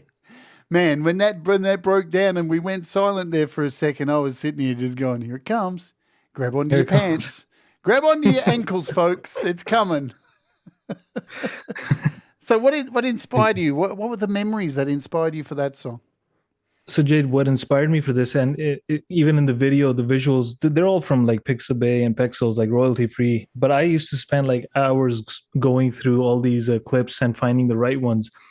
And if you notice that there's like, it's like happy memories, and then at the same time I'm showing like a bad memory. Like you see an old reel that I added the effect on, and you know, kids are watching, you know, the lake in front of them. It can represent like family, you know, going on a boat, just, you know, having a good time. And then the next visual is of this abandoned boat just sitting there. Same with the girl who's walking in the field, and then it's like she's walking in a beautiful field, and the next she's walking by this abandoned house. So the inspiration for this was the duality of memories. Like, does a happy memory uh, make you happy when you remember it? You know, that man, or does it make you actually sad that, you know, that good time is gone? And same with sad memories. Like, does it make you sad thinking about it, or does it make you happy that that dreaded time is over? So it's like a happy memory could actually make you sad, and a sad memory can actually make you happy. So that's why I did that. And at the end, it was more like a purge of all the bad memories. Just let it all go, and you know, just focus on the happiness. Whether it's a bad memory or a good memory, just focus on the happiness. So that's what it was. I love it. I love it, 100%. Like, try and always, you know, people tend to dwell on the negative so much. Even, right, it's okay to dwell on negative and bad memories and bad things that happen. But if you're unable to find any positives out of those, that is the point where we're not learning. You know, you have to confront them, and you have to embrace and love them, all the bad shit. And if you don't, you're not able to going to grow forward and enjoy the happier times when they come forward. It's just, yeah. 100%, Jade. 100%, I agree. But there are times where I find I can make peace with everything bad or good or whatever, however you want to put it, that I made the decision on. And I can be like, okay, you know what? At that point, I made this decision because I thought that was the best thing to do. I think what I struggle and what a lot of people struggle is when others have made decisions for you, or they've affected your decisions where you wanted to do something else, but because of external pressure or just circumstances or life, you weren't able to do it. I think that is the thing that leads to regrets and everything. For me personally, everyone is different, obviously, but that's how I look at it. But yeah, you're absolutely right. You have to completely, you know, there comes a point where you have to move on from it. We walk a very similar path, you know, me and you, with our beliefs in music and our, you know, positivity and even this. Let's talk about it. Imposter syndrome, self-doubt. We both talk about this on our channels. I know Pete Johns talks about it. There are artists who talk about it. There should be more artists who talk about this instead of like, you know, a million ways to become the best YouTuber. No, man. Exactly. A million ways to confront the trauma that we deal with, waking up every day believing that we can't do things, the impact of social media and television telling us so much dumb shit that we don't need to hear. Like, there's just so much information that is so pointless that contributes to us condemning ourselves before we actually go. How do you deal with the negative thoughts, the imposter syndrome, the self-doubt? What are some of your coping mechanisms to get through this? Oh man, so this is a tough one, Jade, because that's something I struggle with, and it's like not a daily fight anymore, but it's a weekly or monthly fight at least now. Because in the beginning it was a daily thing. Like I was like, fuck, like I am nothing, right? Shout out S11, thank you for the kind words, bro. It's more like there comes a point where everyone is different. I need external validation, people to tell me, people who I look up to tell me that, bro, you got this. Like, for example, like there's so many names. I can't like start taking all the names, but But someone like Hetriani, for example, like he is an amazing guitarist. Someone like Wolf Seven, amazing guitarists. And when someone like them tells me that, bro, you're good. Yeah, and you're good not because you can play like us or whatever. You're good because you do your own thing, but you are making something which is, which people love, and we love listening to it. And this is why. And they break it down technically for me, that why they think it's good. That really has started to help me with my imposter syndrome. The people in the chat who are even non-artists, the amount of love they show me, that really has helped me. And I said this in the beginning, I don't think I would be here today being interviewed by the famous Jade Starr if it wasn't for these people. They really are the it's really hard for me to verbalize. That's why I make instrumentals. I struggle with words at times, but it's something which a lot of people go through, and there's two things to it. So there's one thing about not believing in yourself because you've been doubted your whole life, but then you find someone who tells you're good. The other thing is, there's one fear of mine in life ever since I was a kid, because of a few incidents. I really fear being misunderstood. I hate it if I'm ever misunderstood and somebody makes an opinion or something about me because of something they misunderstood. I really hate that. That's just the way my personality is, because of some childhood stories and stuff that have happened. So I never ever want to come across as someone who's cocky or arrogant or like really like is like I'm the shit, because I'm not like that. And I don't like people who are like that, unless if David Gilmour and these people were like that, I'd say, yeah, okay, yeah, you are fucking amazing, right? So but for someone like me, I don't like to be that way. And to overcompensate on not crossing that line ever, I stay so far away from it. And this is what I was talking to Hetriani about, actually, because Hetriani and I talk almost every day. I stay, and Hetriani is the same way. We stay so far on the other side that we start going into that pit of self-doubt, because we just don't want to ever even tell ourselves that, yeah, you're the shit, you're good. So we just mentally pull ourselves to the other direction so far out that we start doubting ourselves. So it's a daily reminder, daily exercise, mental exercise. You have to remind yourself that, no, I'm okay, I'm good at it, or whatever. It's different exercises for everyone. I would just say, if you have people who are not, just blowing gas up your ass, like as some rappers say, gassing you up or whatever, and that, yeah, what, these people, they seem to really, my music seems to resonate with someone. I mean, you're doing something right. So just enjoy it and just be happy with it. And some days I'm like, man, my song, I thought I'd have like 100,000 views by now. I only got like 500 or whatever. And then I have to remind myself, I'm like, bro, like, this is 500 more than what you ever had imagined you would get. So just be happy with it. Just growth will come, everything will come if you keep doing the right things, and it will happen. And even if it doesn't happen, and this I'm saying today, and I say this to myself all the time as well, even if I never make it like big in, according to the world's definition of making it big, this is big. This is way big for me than what I have already over here. I am so blown away and happy with the following that I have. Like, just lovely people who look out for me, who look out for my music. I'm just like, if I ever start going down that pit, I'll quickly pull myself out, and I'm like, no, you're good. You're good. You got like, again, I can't start taking all their names, but these people in the chat, they're fucking beautiful people. So it's unfair to them. It's an insult. This is what I've started to tell myself. It's an insult to them if I start doubting myself, because then I'm doubting their taste. So if they're saying I'm good, I'll take it. I used to battle with, I don't say used to battle with it, right? But hear me out.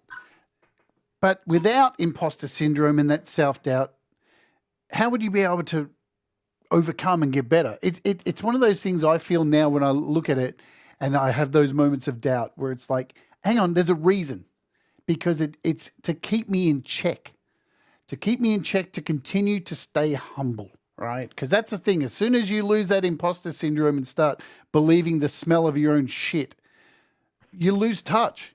You lose touch with reality. And you can see it in entertainment. You can see people who've smelt their own shit and loved it, and they've lost it.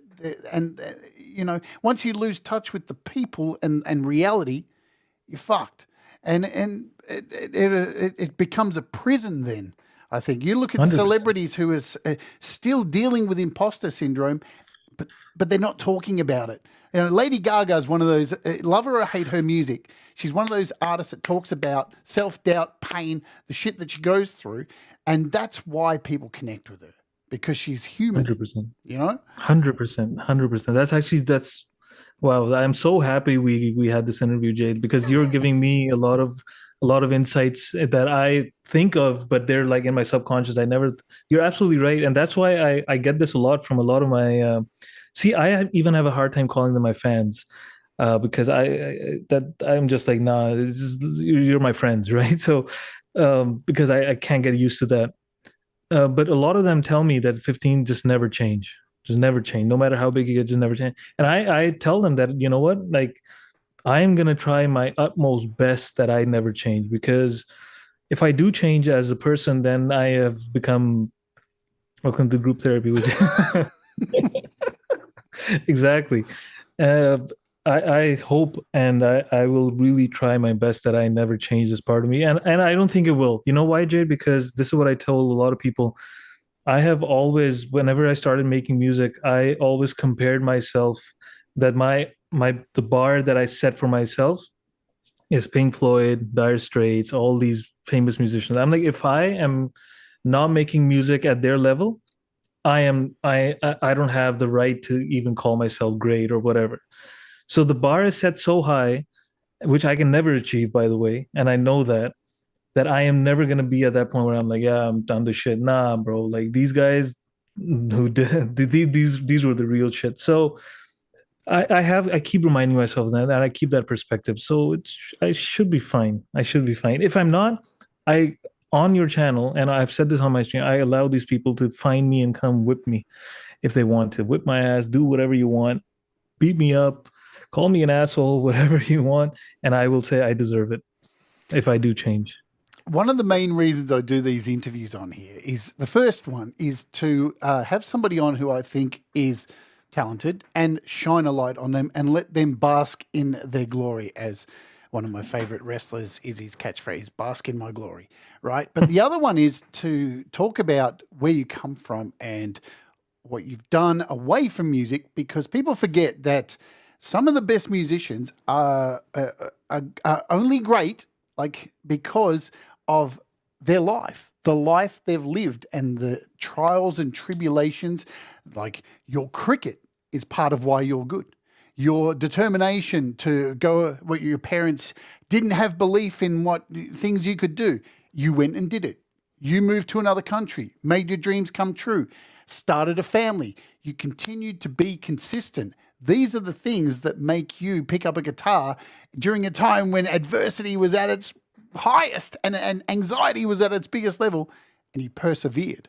It's important to acknowledge where we come from as human beings, because it shines through. You don't need to sing 15th band, I'm telling you. Never feel like you need a vocalist, because we can hear all of these things we've talked about in your life with every bend on that guitar. On every bend. Thank you. All right? Yeah, thank you. Yeah. So I really appreciate that. Let's move over to some negative stuff for a little bit now. Let's talk about copyright and content ID, because it's been a sore point for me as well, and even just the algorithms and the way things work. Here we are. Now, we are basically, we're employed by this company called Google. Alphabet, and as Pete Johns again says every time he streams, we rent this space on the internet. You know, we rent it, we put our content on there, they make the rules, and we have to abide by them. I've had problems recently. You've had problems with copyright content ID. You've released your music. What happened? Tell us what the deal was.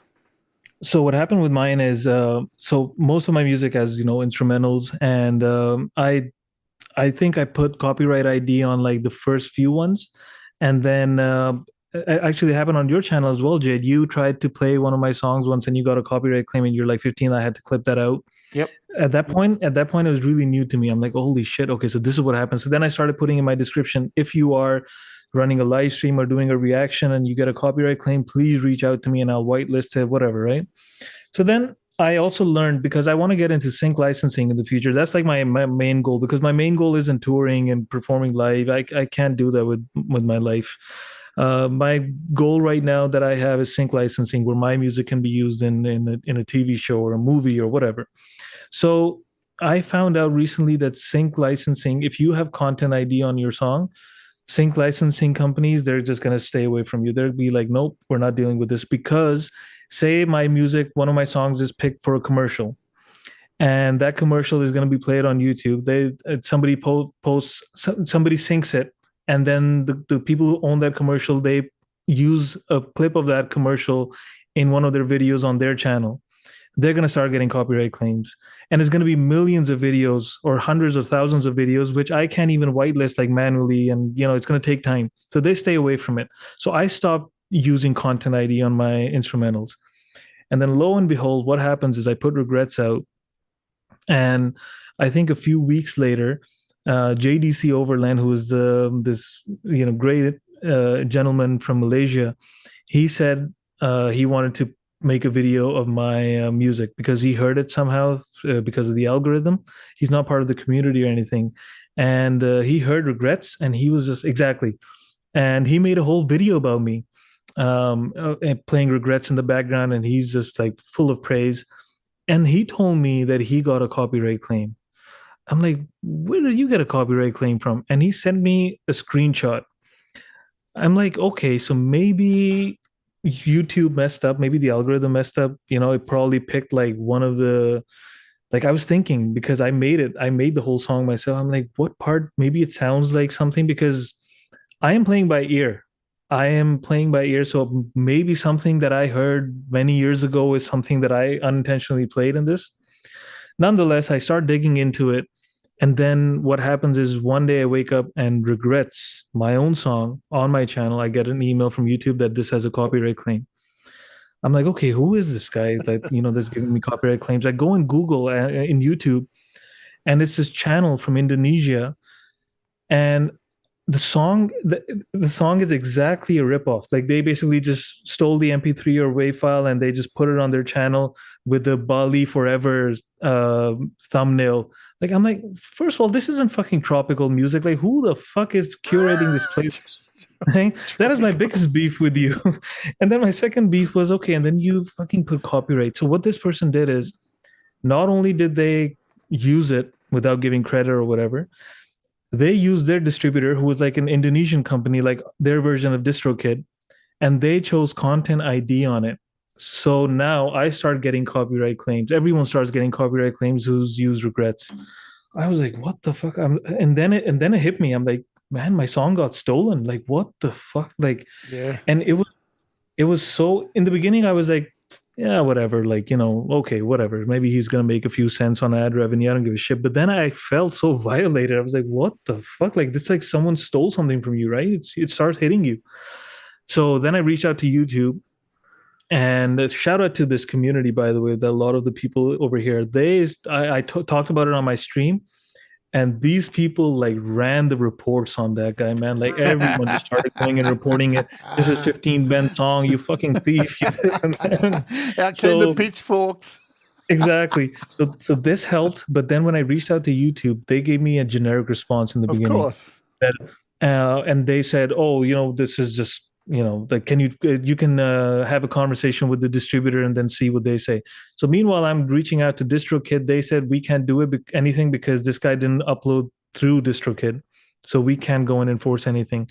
I started Googling like law firms, copyright law firms in Indonesia. Like, I was going crazy.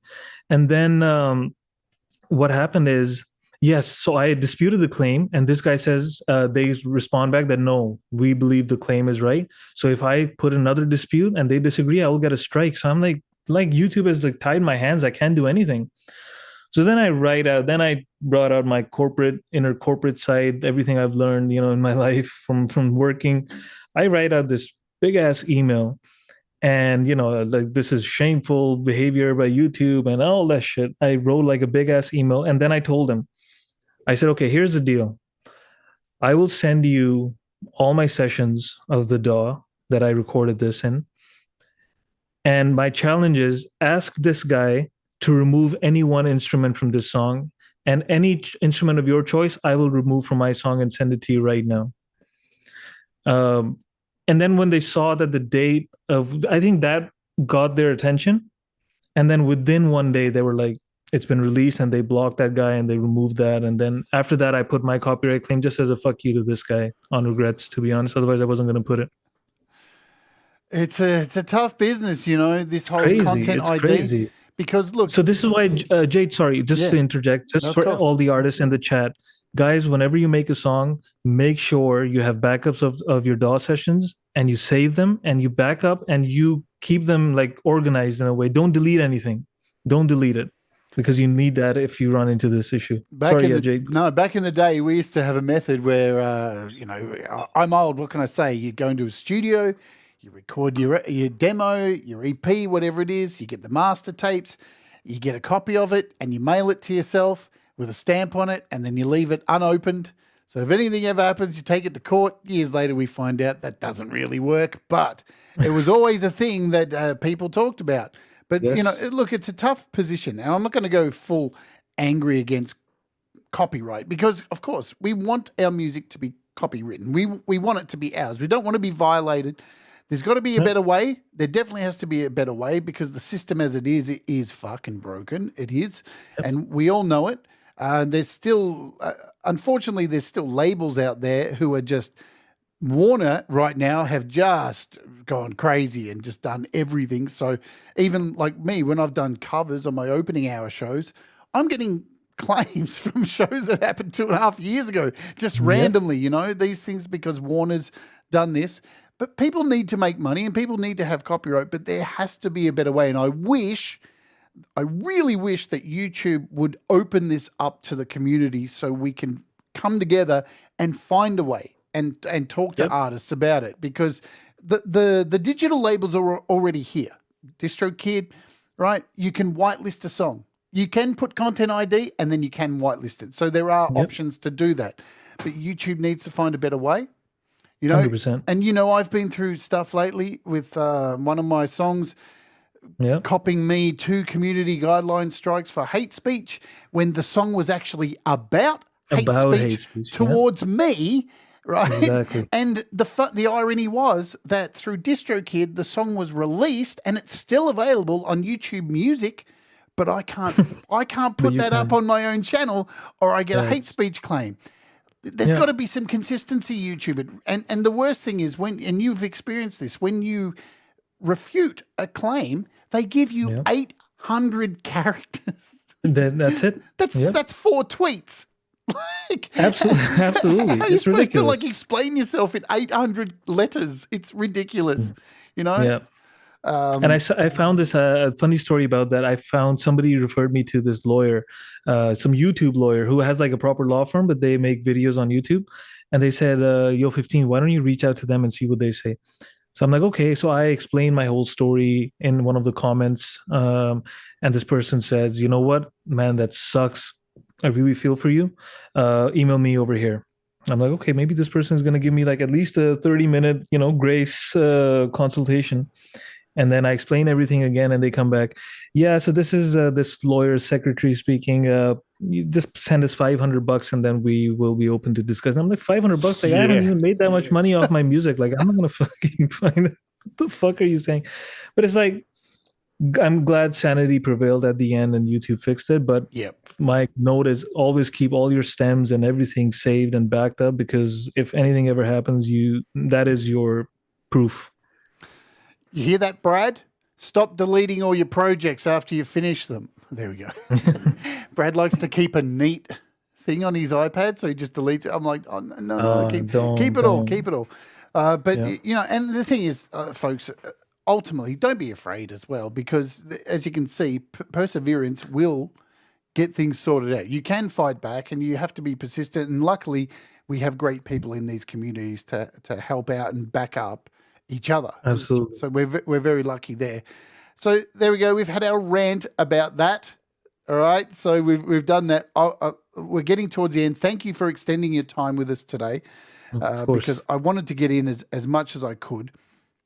One of the things I do love that you do, heading back to promotion, and then I want to talk about the way you create music, and then we'll get the hell out of here. One of the things I do love what you've done with promotion is react to videos, having people react to your videos.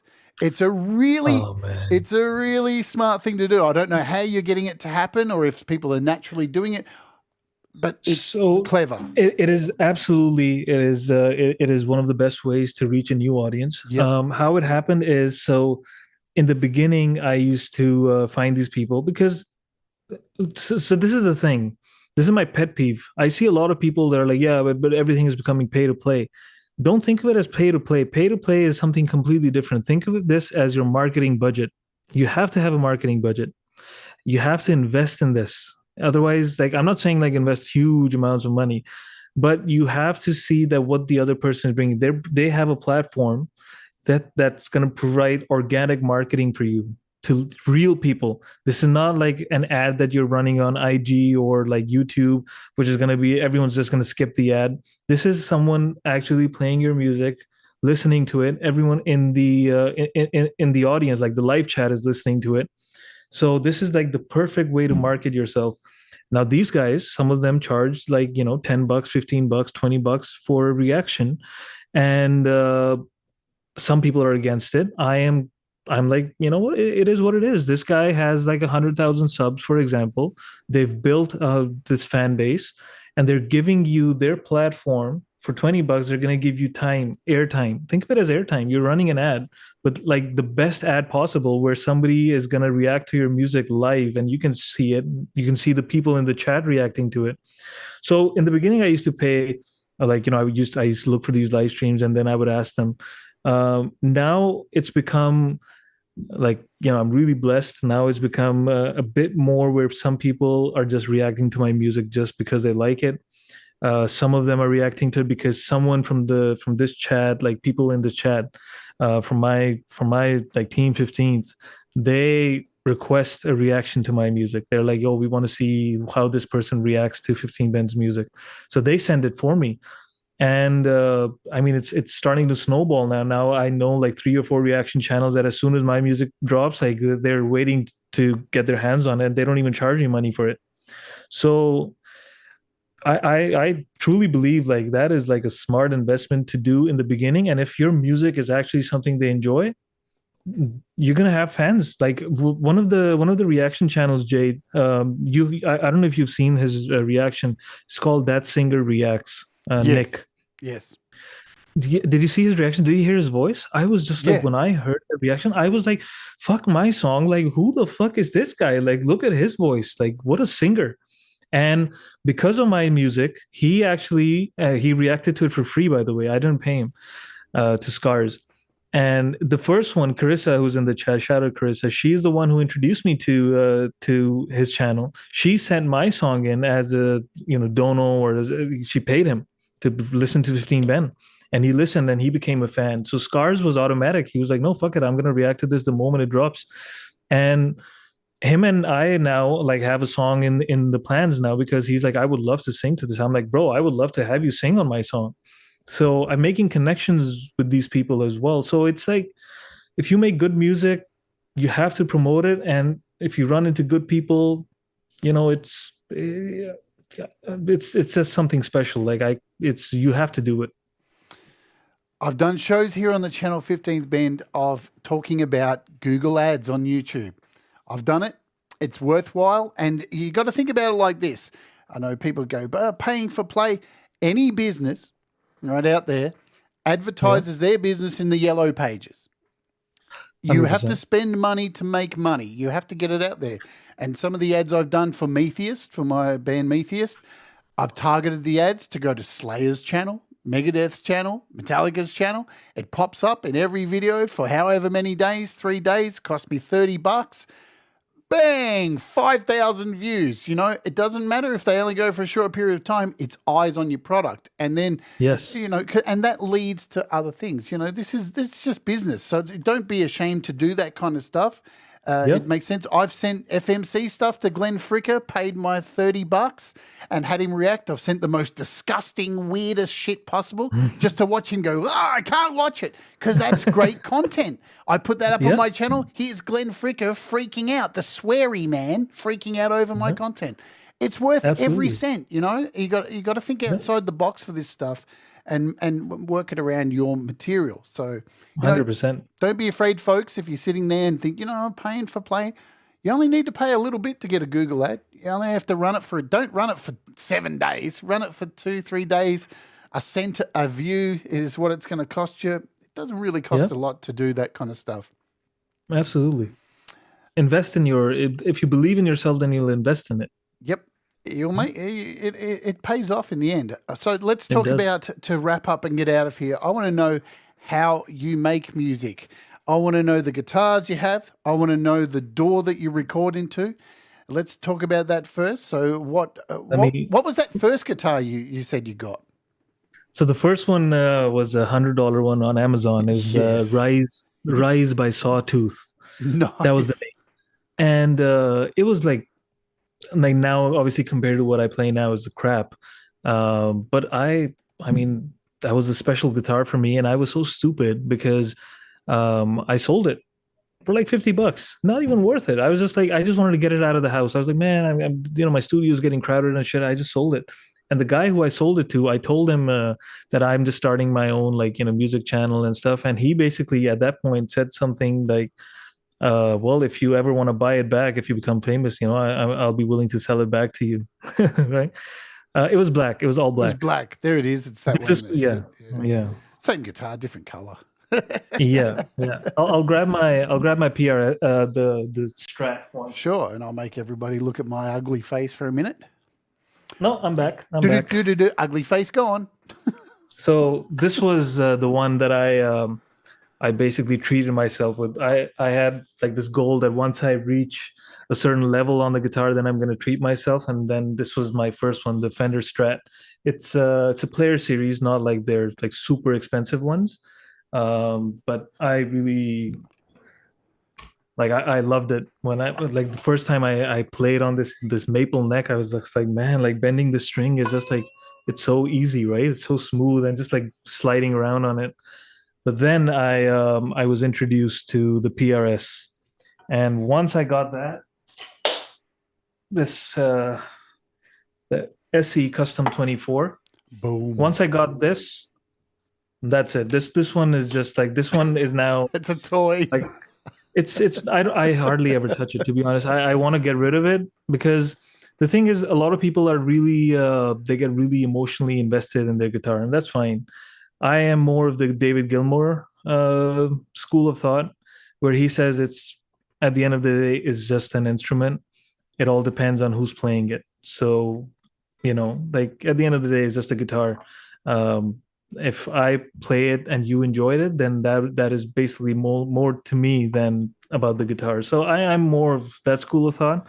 Problem though is I have to be super protective and emotional with these because I'm a lefty, so these are very hard to find.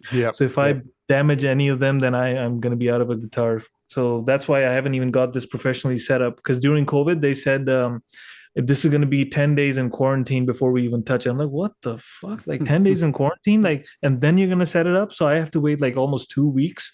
I'm like, I'm not waiting. Now I think with how rarely I play the guitar, I should look into it. But yeah, these are my guitars. My DAW is Ableton because I'm a Windows guy. Yep. I'm old school like that, and I just like, I don't like change as much in my life. If something is working for me, I'm just gonna stick with it. So I stuck with Windows because that was the first like OS that we ever used, and then like I have no reason to change. So I use Ableton Live. We are not DAW Nazis here. Not a DAW Nazi on this channel. Even though it's How to App on iOS, use the things that work for you always. Exactly. And in the beginning, when I was using Ableton, I used the free version, which only allowed 8 tracks. So how I used to make my music is I would like, put 8 tracks, then export that, put that in a new session, and then add 8 more. It was just becoming painful. But the cost price was like, I was like, man, like I can't like justify spending like 400 or 500 bucks on a DAW, right? But then once I started seeing growth and everything, I was like, man, you know what? Got to do it. And it was COVID, so we were saving money because we weren't like driving as much or doing anything as much. So I was just like, man, like, fuck it, I'll do it. And then once I upgraded to the full version, oh my God, a whole new world opened to me, man. Like it's just been like I'm like, okay, I can add this. How about this? I'll add this here, pan it to the right, pan this to the left, and just for shits and giggles. But if it works, then it's added a whole new dimension to my music. Absolutely. One of the hardest things, I'll tell you, I'll share a bit of info because, you've only been doing this a short time. I'll share some expertise I learned from an expert myself, which was really hard pill to swallow.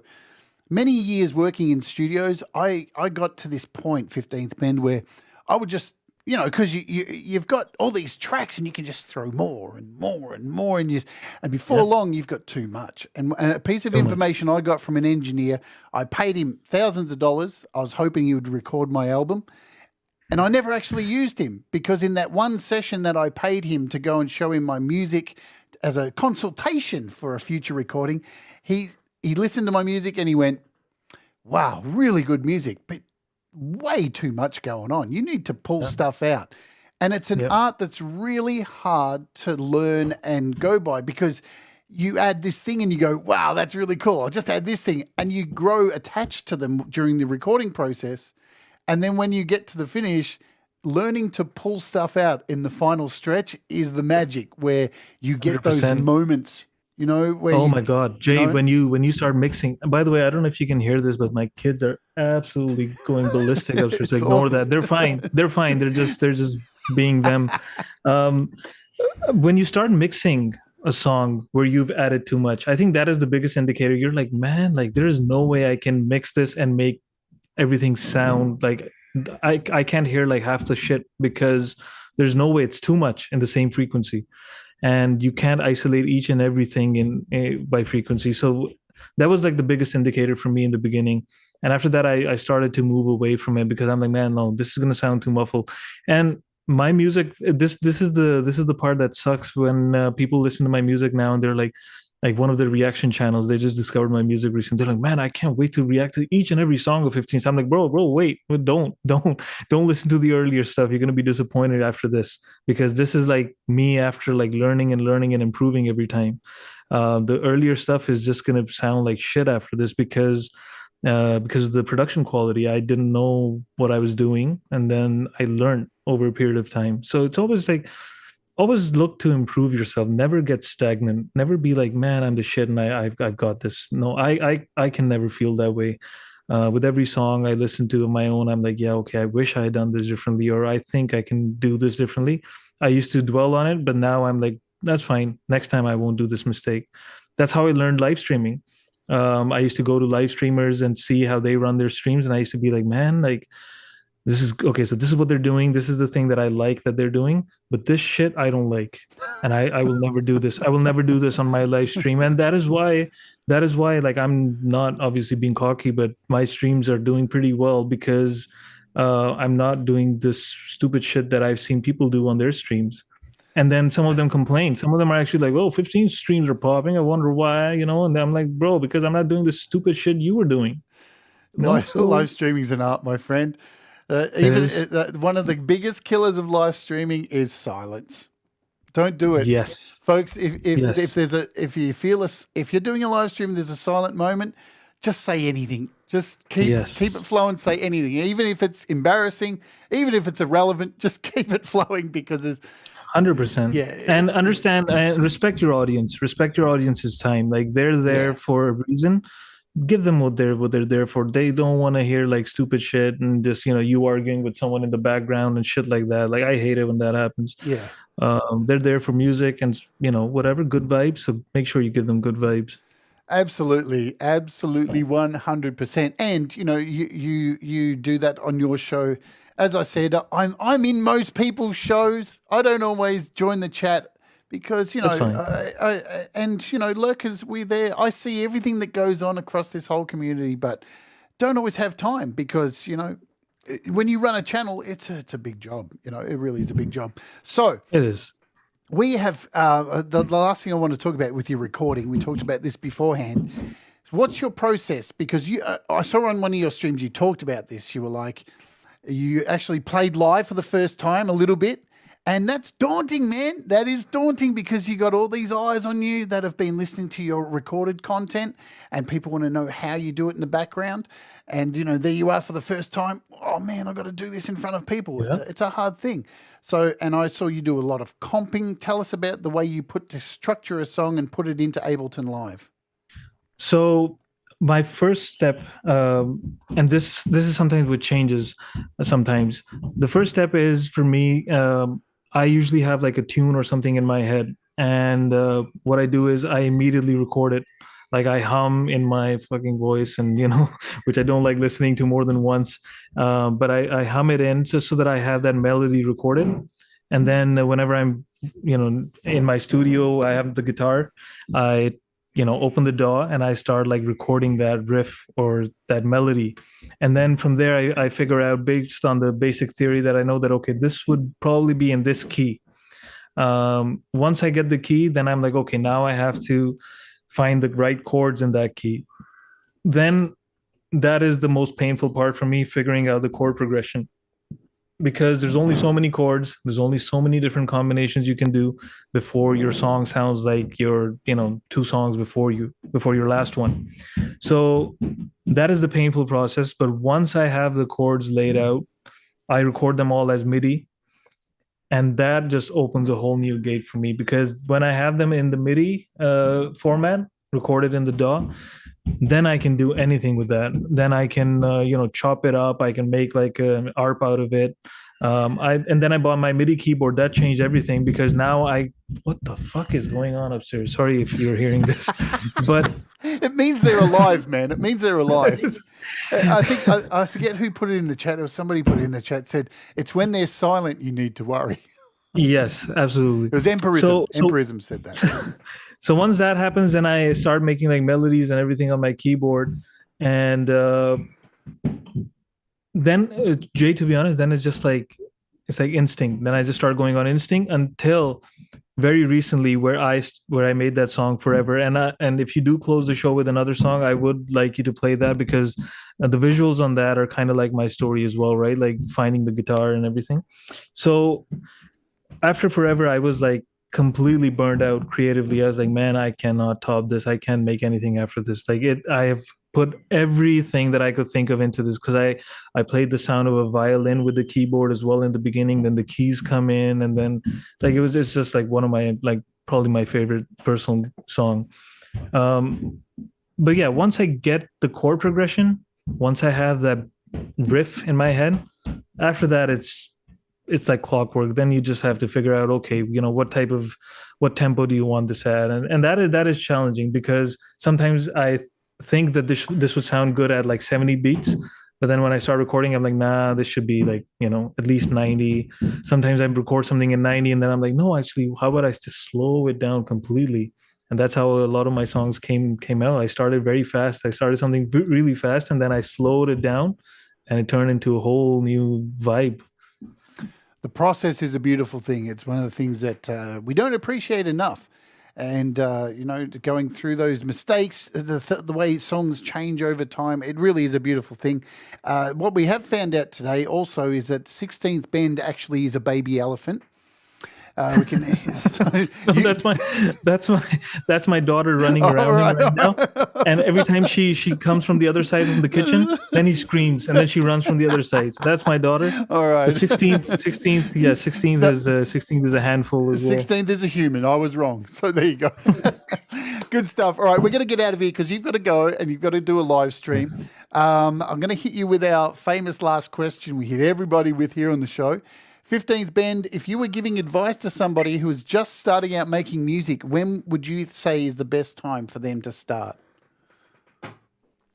I would say the best time to start is today. And I know it sounds cliche, but by start doesn't mean that you have to go out, buy a guitar today and start playing it. Just open a few videos on YouTube. Learn about DAWs. What is a DAW? DAW, right? Just what is a DAW? Like, how do you record music? Start gathering that information, start getting familiarized with that, and then go for it. But this is all part of it. So don't think that the only time you're making music is you'll say that, oh, the day I picked up the guitar and I started doing this. No, the day you start learning about all these things is when you have actually started to get into music. So even if you're not playing, just start learning it. Even if you're not learning it like by following anything or playing anything, just watch it, just absorb it as much as you can, so that when you start playing, you're already a bit familiar with it. Don't dream it, be it. And be Absolutely. it, and be it yesterday. I want to thank you so much for coming on here, folks. All of 15th Bend's links are down below to music, Bandcamp, YouTube, all of the social media stuff, all there. So make sure you do the clicking and the clacking down there. I want to thank also everybody here in the audience for hanging out. I know 15th Bend has a lot of fans. Hey, if you're new here as well, please hit the subscribe and come and hang out. Every week we have amazing artists on. I think you're interview number 105. There's a huge playlist of amazing people. The people who you see every day across these channels have most likely already been interviewed by me. And there's so many great ones to come in the future. So I want to thank all of you for being here. There's so many names. We're not going to do it. You know who you are. We love you so very much. I want to thank Michael, who gave a super chat during the show. Clay for giving away some gifted subs. Thank you so very much for that.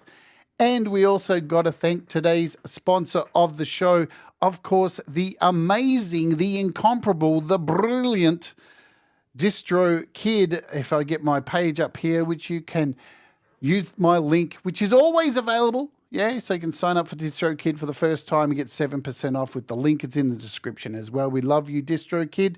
Thanks for sponsoring the show as always. And thank you, 15th Bend, for being so candid and telling us who you are and what your process is. I always find it absolutely fascinating. And I implore you all to go and check out all of his music because it's amazing. Thank you so much, Jay. No, I'm really honored and humbled to be here. 3 years ago, if somebody told me like someone like Jade Starr, would be interviewing me about my music, I would have been like, what the fuck? No way. But thank you. And thank you to everyone who pulled up. Like, I love you all. And you know that. And see you at 9:30. Yeah, good thing I pushed it to 9:30. Thank you, Jay. Honestly, like I love talking about music and YouTube so much that we could have gone on for hours. To be honest, like I freaking love talking about it. Sometimes I just like Hetriani messages me one thing and I go back with like fucking 50 messages. Guys, like he's probably like, what the fuck did I start? But I can talk about this shit like for hours. It's always that way. I just love it. People don't understand too. When I do these interviews, they normally only go for 2 hours. I don't like to go too long because there's so many channels that take up your time, and I hate I'm like you. I don't want to take up too much time because there's other places for people to go. But normally after the shows, you guys miss out on the shit that happens after the show. We're not going to get to do this today because you've got to run off. But after nearly every interview, there's another hour of shit that I wish I could publish. But it's wild sometimes, but it is what it is. I hear you. Now, I was always going to go out with Forever for the show. I always had it queued up to end with. So let's do this. This is Forever. It's a sick song. It's really, really good. And the video clip is crazy. All right, guys. Now, I'll be back here on the weekend. I hope you can come and join me because I've got something special lined up for you all. It is my 100th episode. Oh, it's all bodgy. 100th episode of the opening hour this week. And I'm going to be playing for you a bunch of Dread Circus songs that I have just written. These are first time being played on the show. We're celebrating 100 episodes. And I've got 5 brand new songs never heard before. So I'm super excited to do that for you all. So that's happening. Anyway, let's get out of here As I say every show, do the things that make you happy. Mistakes make you better, and we'll all rise together. This is Forever by 15th Bend. Thank you, my friend. And Thank we'll you, see Jade. you soon. Let's do it.